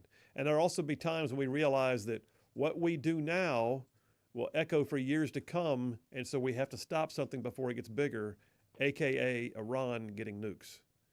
Fox News. Dateline April 25th, which is last Friday, I think. President Donald Trump may prefer a diplomatic solution to stop Iran's creep towards nuclear weapons, but claims that he'll be leading the pack to war if the regime, if talks falter with the regime. Here's the actual quote. You ready? He was asked whether or not Israeli Prime Minister Benjamin Netanyahu might drag the U.S. into a war with Iran. Trump said no. He said, by the way, he may go into a war, but we're not getting dragged in. He said, you asked me if he'd drag me in, like I'd go in unwillingly? He said, no, but I may go in very willingly if we can't get a deal. If we don't make a deal, I'll be leading the pack. That's President Trump. Okay. That's the President of the United States saying that. Trump has said, by the way, that his red line is having, by the way, I don't know if he used the word red line. Did Trump ever say red line? I don't think he did. Not that I can recall. No, I haven't seen anything. Obama said red line with Syria using nuclear or chemical weapons, and then didn't do anything. So I think the use of the word red line in political parlance is like almost taboo now. Well, there were several red lines for Biden and Ukraine as well with that, he just, anyways, sorry. Don't want to go down that. When you lead from behind. Yep. But before I just assume, I tell you what, while I'm talking, go ahead and Google and see if you see, did Trump Iran red line, see what comes up. And if he actually said a quote. There's no quote here for that, but it says Trump has said that his red line is Iran having nuclear weapons. Enriching uranium well beyond civilian use levels to 60%. Iran is just shy of the 90% levels needed for nuclear weapons. So you only have to enrich it to a 60% level. Don't ask me, I'm not a nuclear physicist. I don't understand what all of it means, but I just sound smart when I say it, right? Anyway, you can get civilian use levels by enriching uranium to 60% for nuclear power. 90% is what it takes for nuclear weapons. I'm not sure what it takes for a dirty bomb. All I know is Iran is pushing forward. What'd you find?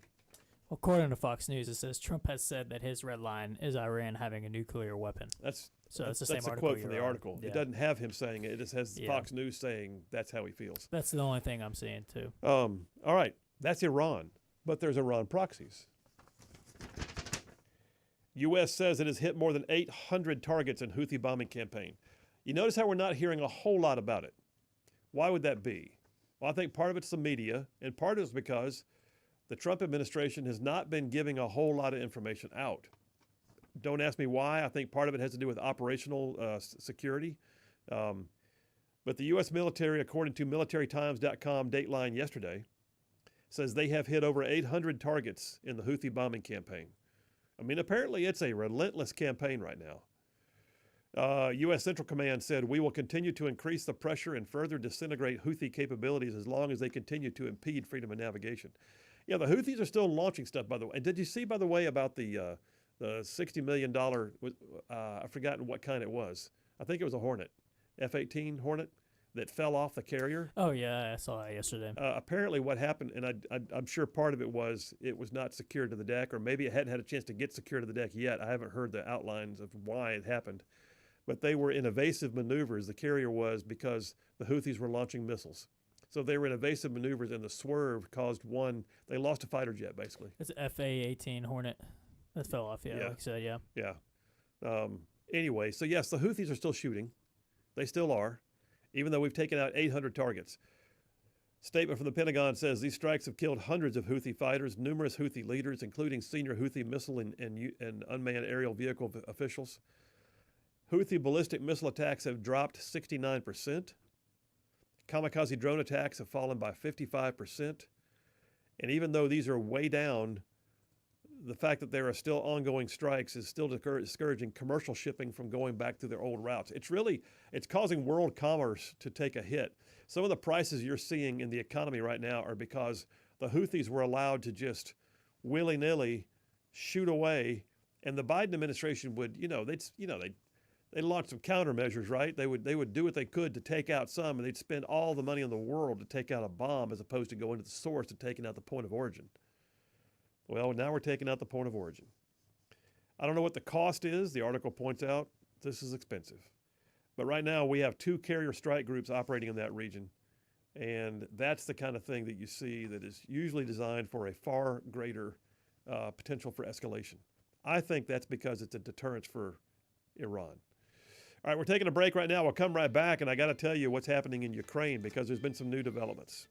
Phil Williams, Rightside Radio. Y'all stay tuned. We will be right back.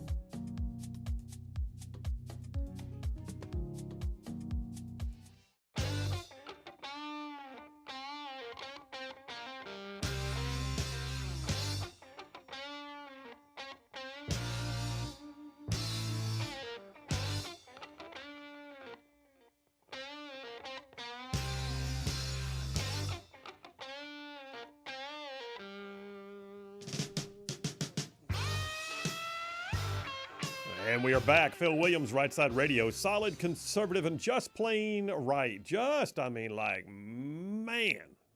saving the world one soundbite at a time. Hey, by the way, check out our podcast. Go to rightside.media.org. We got a lot of stuff on that website. All of our video podcasts, the audio versions of what we're doing. You can pick them up on our social media platforms, YouTube, Rumble, all of it. But I got to make one more mention of something I didn't say earlier. That's the fact that we have a Rightside store. We got merch, man. We got hats. We got coffee mugs. We got T-shirts. We got the bin shot bulletproof influence glasses that have a 308 round embedded in the glass and say literally bulletproof influence with the Rightside Media logo on the glass. Engraved, by the way. Lots of cool stuff on there, and just got some Rightside stickers in too. So get on it. Go on the rightside.media.org website. Check out the store. You get something, we'll throw it in a box and get it to you like ASAP. Natalie handles that and all the merchandise for us and does a great job. And usually when people order, they're getting it like within a day or two. So we're proud to have the merchandise store running. Natalie does a great job. Check it out, rightside.media.org. All right, I'm back on this topic of the world at war. Russia, Ukraine. Is there going to be a peace deal? I don't know. I think right now, there's a bit of Putin playing his usual games. I don't think that Zelensky has the same level of, brinksmanship capacity that you see in Putin.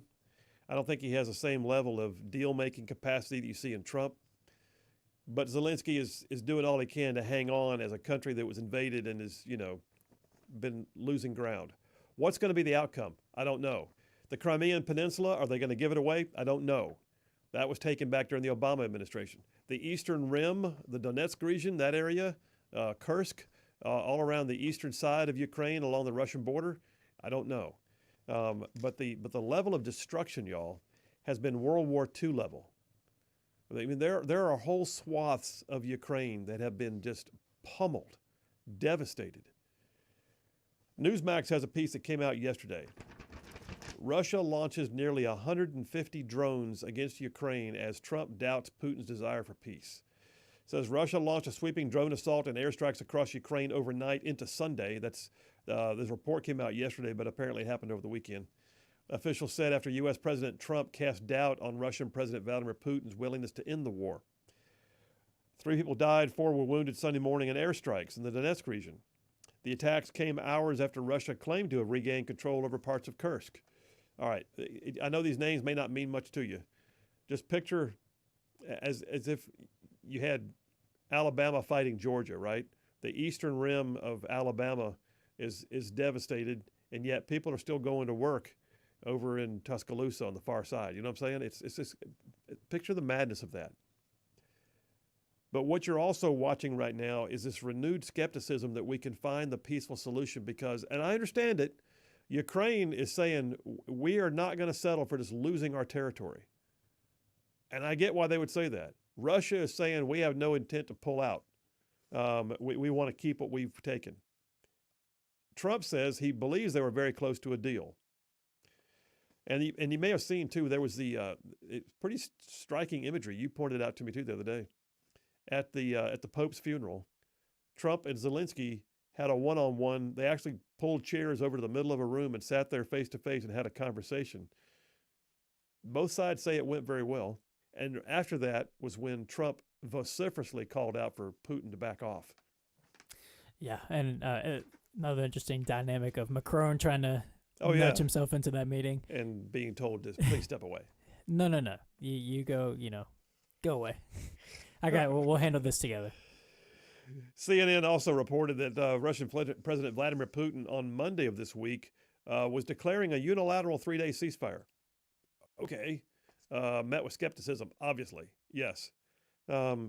Moscow said all military actions in Ukraine would be suspended from midnight May the 8th to midnight May the 11th, which was based on what it called humanitarian considerations. It would coincide with Russia's World War II Victory Day. Okay. Putin's announcement was met with renewed urging from the White House for a permanent ceasefire comes as the Trump administration ramps up security. All right, the bottom line is this. We don't know what they're doing. I don't know if they know what they're doing.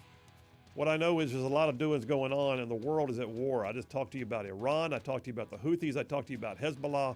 I talked to you about Russia, Ukraine. I didn't even get into what's happening with China. All I'm saying is keep your eyes on the horizon, my friends. It's not a friendly world, but I'm glad that we have a different commander-in-chief. Phil Williams, Rightside Radio. Y'all stay tuned. We will be right back.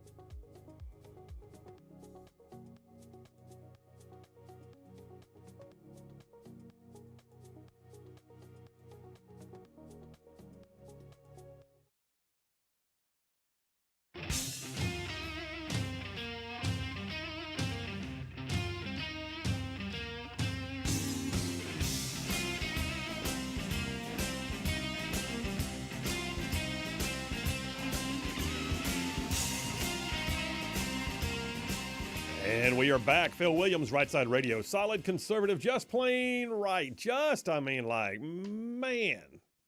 covering down on some major ground across the southeast U.S. of A. Y'all, I'm talking about this show. Whew. Goes like from Huntsville back over to Chattanooga. I'm talking about from Tuscaloosa back over to Gadsden. I mean, all the way down to the loveliest little village on the plains we call Auburn, straight across the border from there to what we now get to once again call Fort Benning. And then, oh, by the way, big old patches of North Georgia and Mississippi thrown in just for good measure.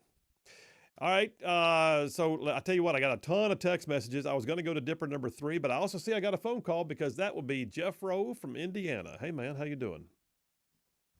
I'm doing good. I'm just coming out of the Nashville Valley here, headed north. Oh, good, good. All right. Well, that's the north side of Atlanta, or Nashville, or the south side? Oh no, I'm on the north side. I'm up out of the river valley, even up the Sweet. hill. All right. Well, good deal. Yes. Well, what do you think, man? We spent a lot of time talking about marijuana and then the world at war and then other stuff too. What do you think? What happens if the United States goes rogue? I mean, if anybody think about that, with China and Russia and the United States all wanted to collude together, we could basically just start parting up the whole world if we wanted to. Basically, I guess, because there's not a power on earth that could stop us. Well, no, there's not, and I don't see that happening. Just to be honest with you, my concern is more along the lines of Russia and China pairing up, and that becoming part of the new axis of evil.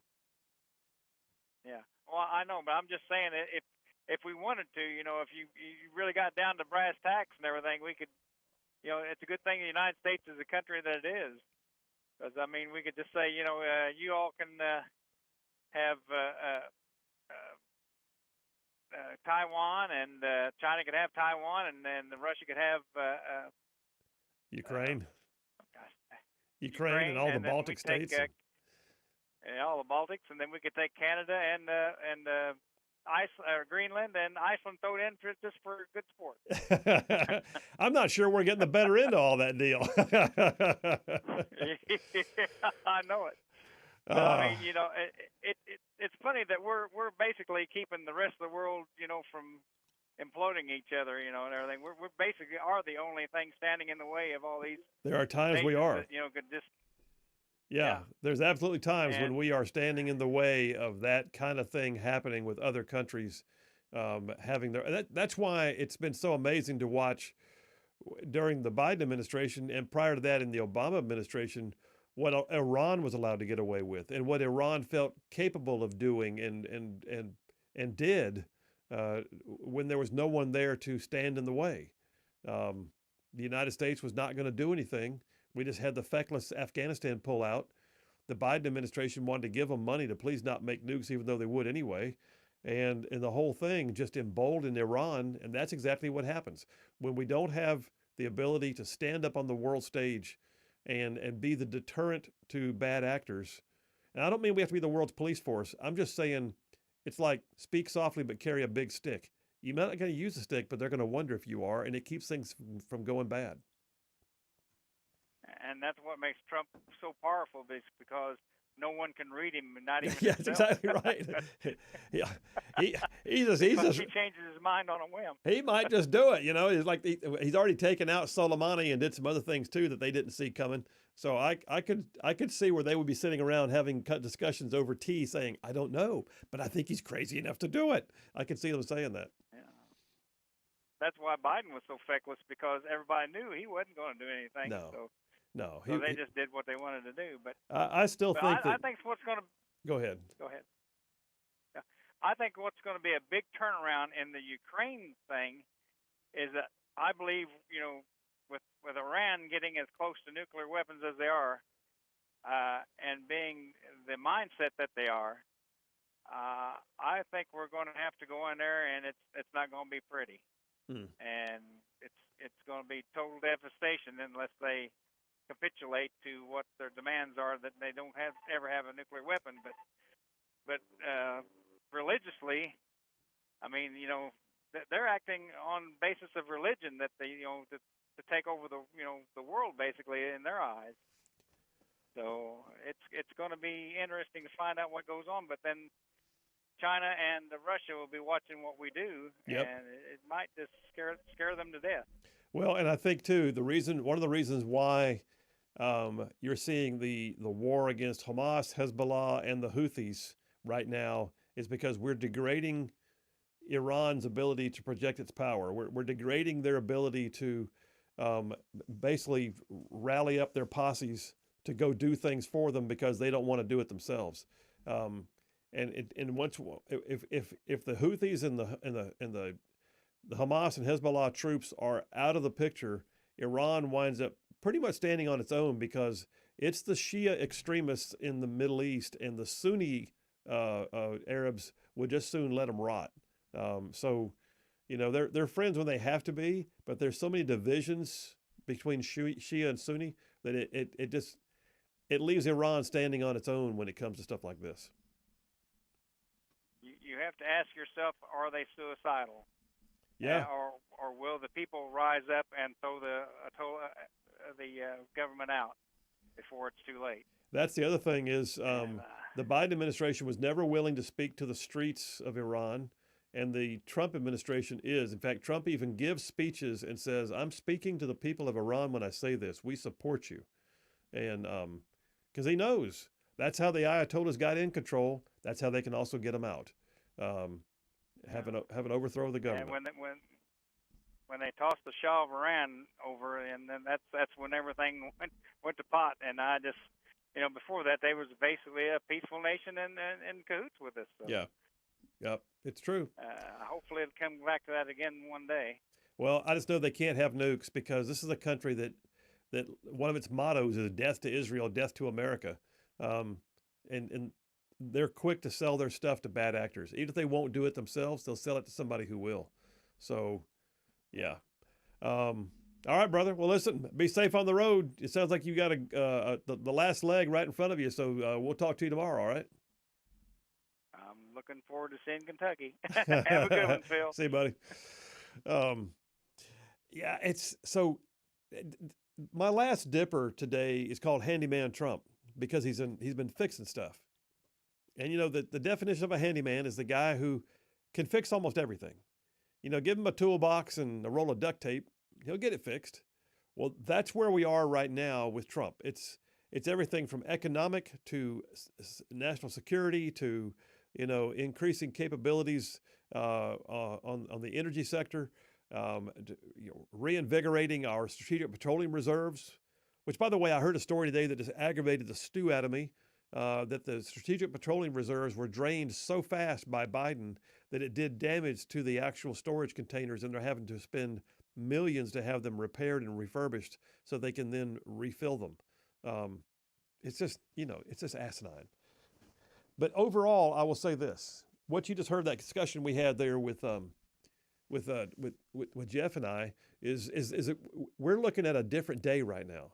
Trump the handyman, right? Trump the guy who fixes stuff. Trump, and I'm loving the fact that the Trump administration is actually filled up with people who are ideologically aligned with the idea of fixing stuff, and not just fixing it for the moment, not a Band-Aid. We're talking about long-term strategic fixings. And then at the same time, throwing in some red meat so we can go, yeah, that just happened, like this story. Got it off the Daily Fest. President Trump calls for the arrest of the Biden operative behind the auto pen. It's actually the auto pen pardons. I should have read the entire. There's one more word I didn't get. So President Donald Trump, according to Daily Fetch, has called for the person who operated the auto pen, who signed documents and pardons under Joe Biden, to be arrested and jailed. Wow. He said, with their terrible policies and candidates, and with people like crooked Adam Schiff, who demanded a full pardon from Sleepy Joe leading the way, it's almost impossible to reach their money goals. The USA is wise to these scoundrels and crooks. Also, why did the auto pen give Schiff a pardon? Biden knew nothing about it. Who operated the auto pen? That's the biggest question being asked in D.C. They almost destroyed our country. They should all be in jail. Is that before or after he had his first cup of coffee? I don't know. Probably before, knowing Trump. Probably. Yeah, I don't think he needs much of a cup of coffee. Yeah, probably. But I pulled a series of stories that were kind of fun, and they're just literally Trump fixing stuff. Like, I don't know if you heard, by the way, we're at the 100-day mark. He's in Michigan speaking today, and tomorrow I'll probably spend more time talking about that. But in case you didn't see it, Fox News story yesterday, Trump will now require truck drivers to speak English and pass literacy tests as communications problems have been mounting. It says Trump will sign an order directing the Department of Transportation to include English literacy tests for truckers. This is a big problem in the trucking community, said Caroline Levitt, the press secretary. Trump is expected to sign the executive order any day now, maybe as early as this week. It said, you might not know it, but there's a lot of communication problems between truckers on the road with federal officials and local officials. So we're going to ensure, said Levitt, that our truckers, who are the backbone of our economy, Jeff Rowe from Indiana, are able to speak English. That's a very common sense policy. So yeah, Secretary of Transportation Sean Duffy is going to rescind guidance that watered down the law requiring English proficiency for commercial drivers. So go figure, Biden administration watering down the standards. Trump going to have to put it back in place because Trump, the handyman, fixes stuff. There's that. What else did I have here? I had a whole stack full of these Trump fixing stuff kind of stories. Here's one. Trump signs new executive order targeting sanctuary cities. Story on the Daily Caller. President Donald Trump on Monday signed an executive order targeting sanctuary cities, the latest move by the White House to clamp down on the jurisdictions that refuse to cooperate with federal immigration authorities. Yeah, it's called the Protecting Communities from Criminal Aliens Executive Order, a proclamation that directs Attorney General Pam Bondi and Homeland Security Secretary Kristi Noem to identify city and state governments that are not complying, and then do what? Oh, like withhold funding, make sure they understand that there will be things they can't get done from here on if they're going to just blow off the law and make their citizens less safe because they're ideologically bent on doing things that are harmful to their constituents. And there's other programs that the Biden administration had, and I probably won't be able to get into the whole article, but I've got one of these articles from Fox News that's multi-pages long. The headline is Defunding DEI. Here's how the Trump administration has undone Biden's very prized programs. So yeah, all across the federal government, DEI offices shutting down, right? They have been, and it's been fun to watch. Trump also canceled impending contracts focused on DEI initiatives with Elon Musk, who heads up the Department of Government Efficiency, saying that the move saved the federal government $420 million. So saving money and getting rid of diversity, equity, and inclusion is like a double whammy in my book. So yeah, all of that. I just crammed that dipper together, but there it is. I think it's fair to say the 100 days, the Trump base loves it, and if you're a liberal, you hate it. And to be honest, all of these polls talking about Trump's approval rating being like the worst since World War II, I don't buy. No, I do not buy it. I'm sorry. I'm not buying it at all. Now I can agree that maybe there's some people in the middle that aren't too happy with the tariffs, like, areas like that I can understand, but as a whole, I'm not buying the whole, like I saw something about in the 30% of approval ratings. I don't buy it. I mean, I lost all faith in polls after 2016 in this past election anyways. But yeah, the economy I can understand, but as a whole, I think a lot of America agrees and is for what he's doing. That's just me though. That's not just you. That's a lot. That's a lot of people. Hey, real quick before we go to the break, Yellow Dog Mike. Yellow Dog Mike is chiming in. Let's see what kind of a diatribe we have. He says, well, Phil, I just want to set the record straight. I'm not a full-time listener to your show, but I do recon it to see what the enemy troop movements are. Oh, we're the enemy now. He said, you guys are in a cult. That nothing burger you claimed about Pete is turning into a Big Mac with double cheese. What? Your sign-off that there are more of you than there is starting to fall short. The rest of the world hates Trump. Look at the polls. You guys are losing big time. Nice. All right, Yellow Dog, just keep trying. All right, take it to a break, JP. We'll take it to the break. I'll come back, get a few text messages, and head to the house on a Taco Tuesday. Phil Williams, Rightside Radio. Y'all stay tuned. We will be right back.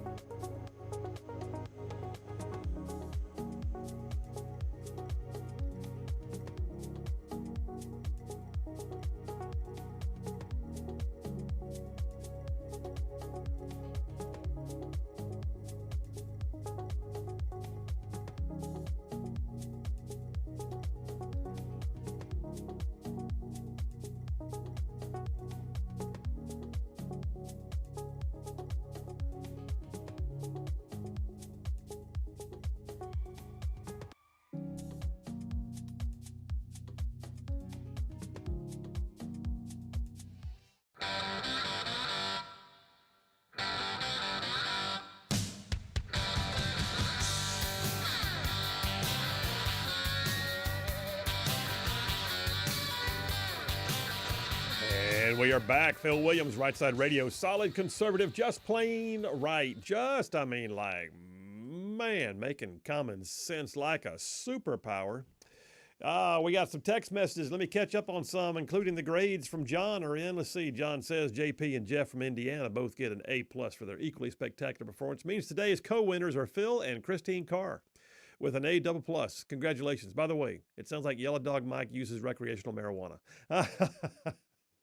It's very, very possible. I don't know. Julie Ruff from Marshall County. Julie Ruff says, I find so much joy in the idea that the left hates the right, but continues to tune in. Thank you always for being red, right, and true. Red, right, and true. I like that. That's a good slogan right there. Like a T-shirt maybe. I don't know. Thank you, Julie Ruff.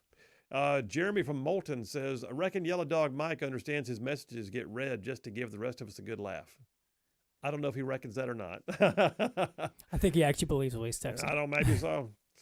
Shag Nasty the atheist checking in says, where's the CIA with Iran?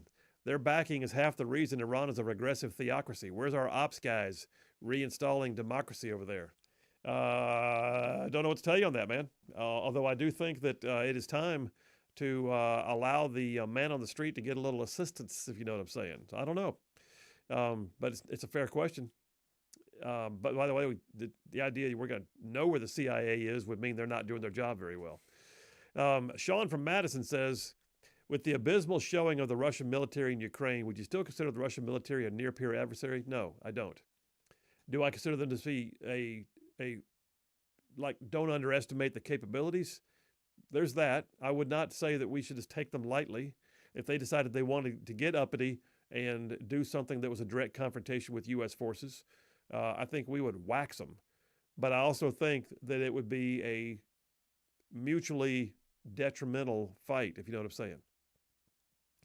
But to your point, Sean, no, I think right now the only true near-peer adversary we have, in part because it's untested, is China. China also has mass to put behind it.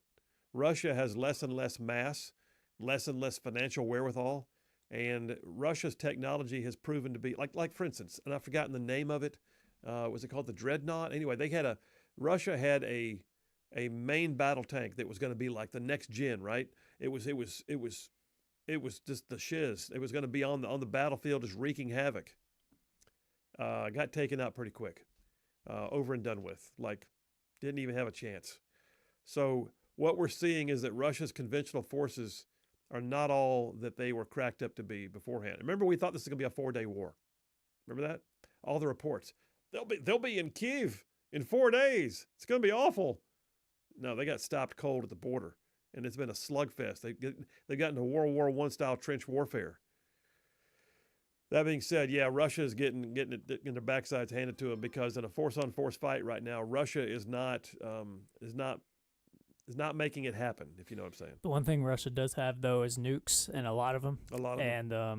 But I will say, in this war with Ukraine, where it's been effectively a stalemate for a while, the one thing Russia has over Ukraine is they have more men to put through the meat grinder, and they can probably wait it.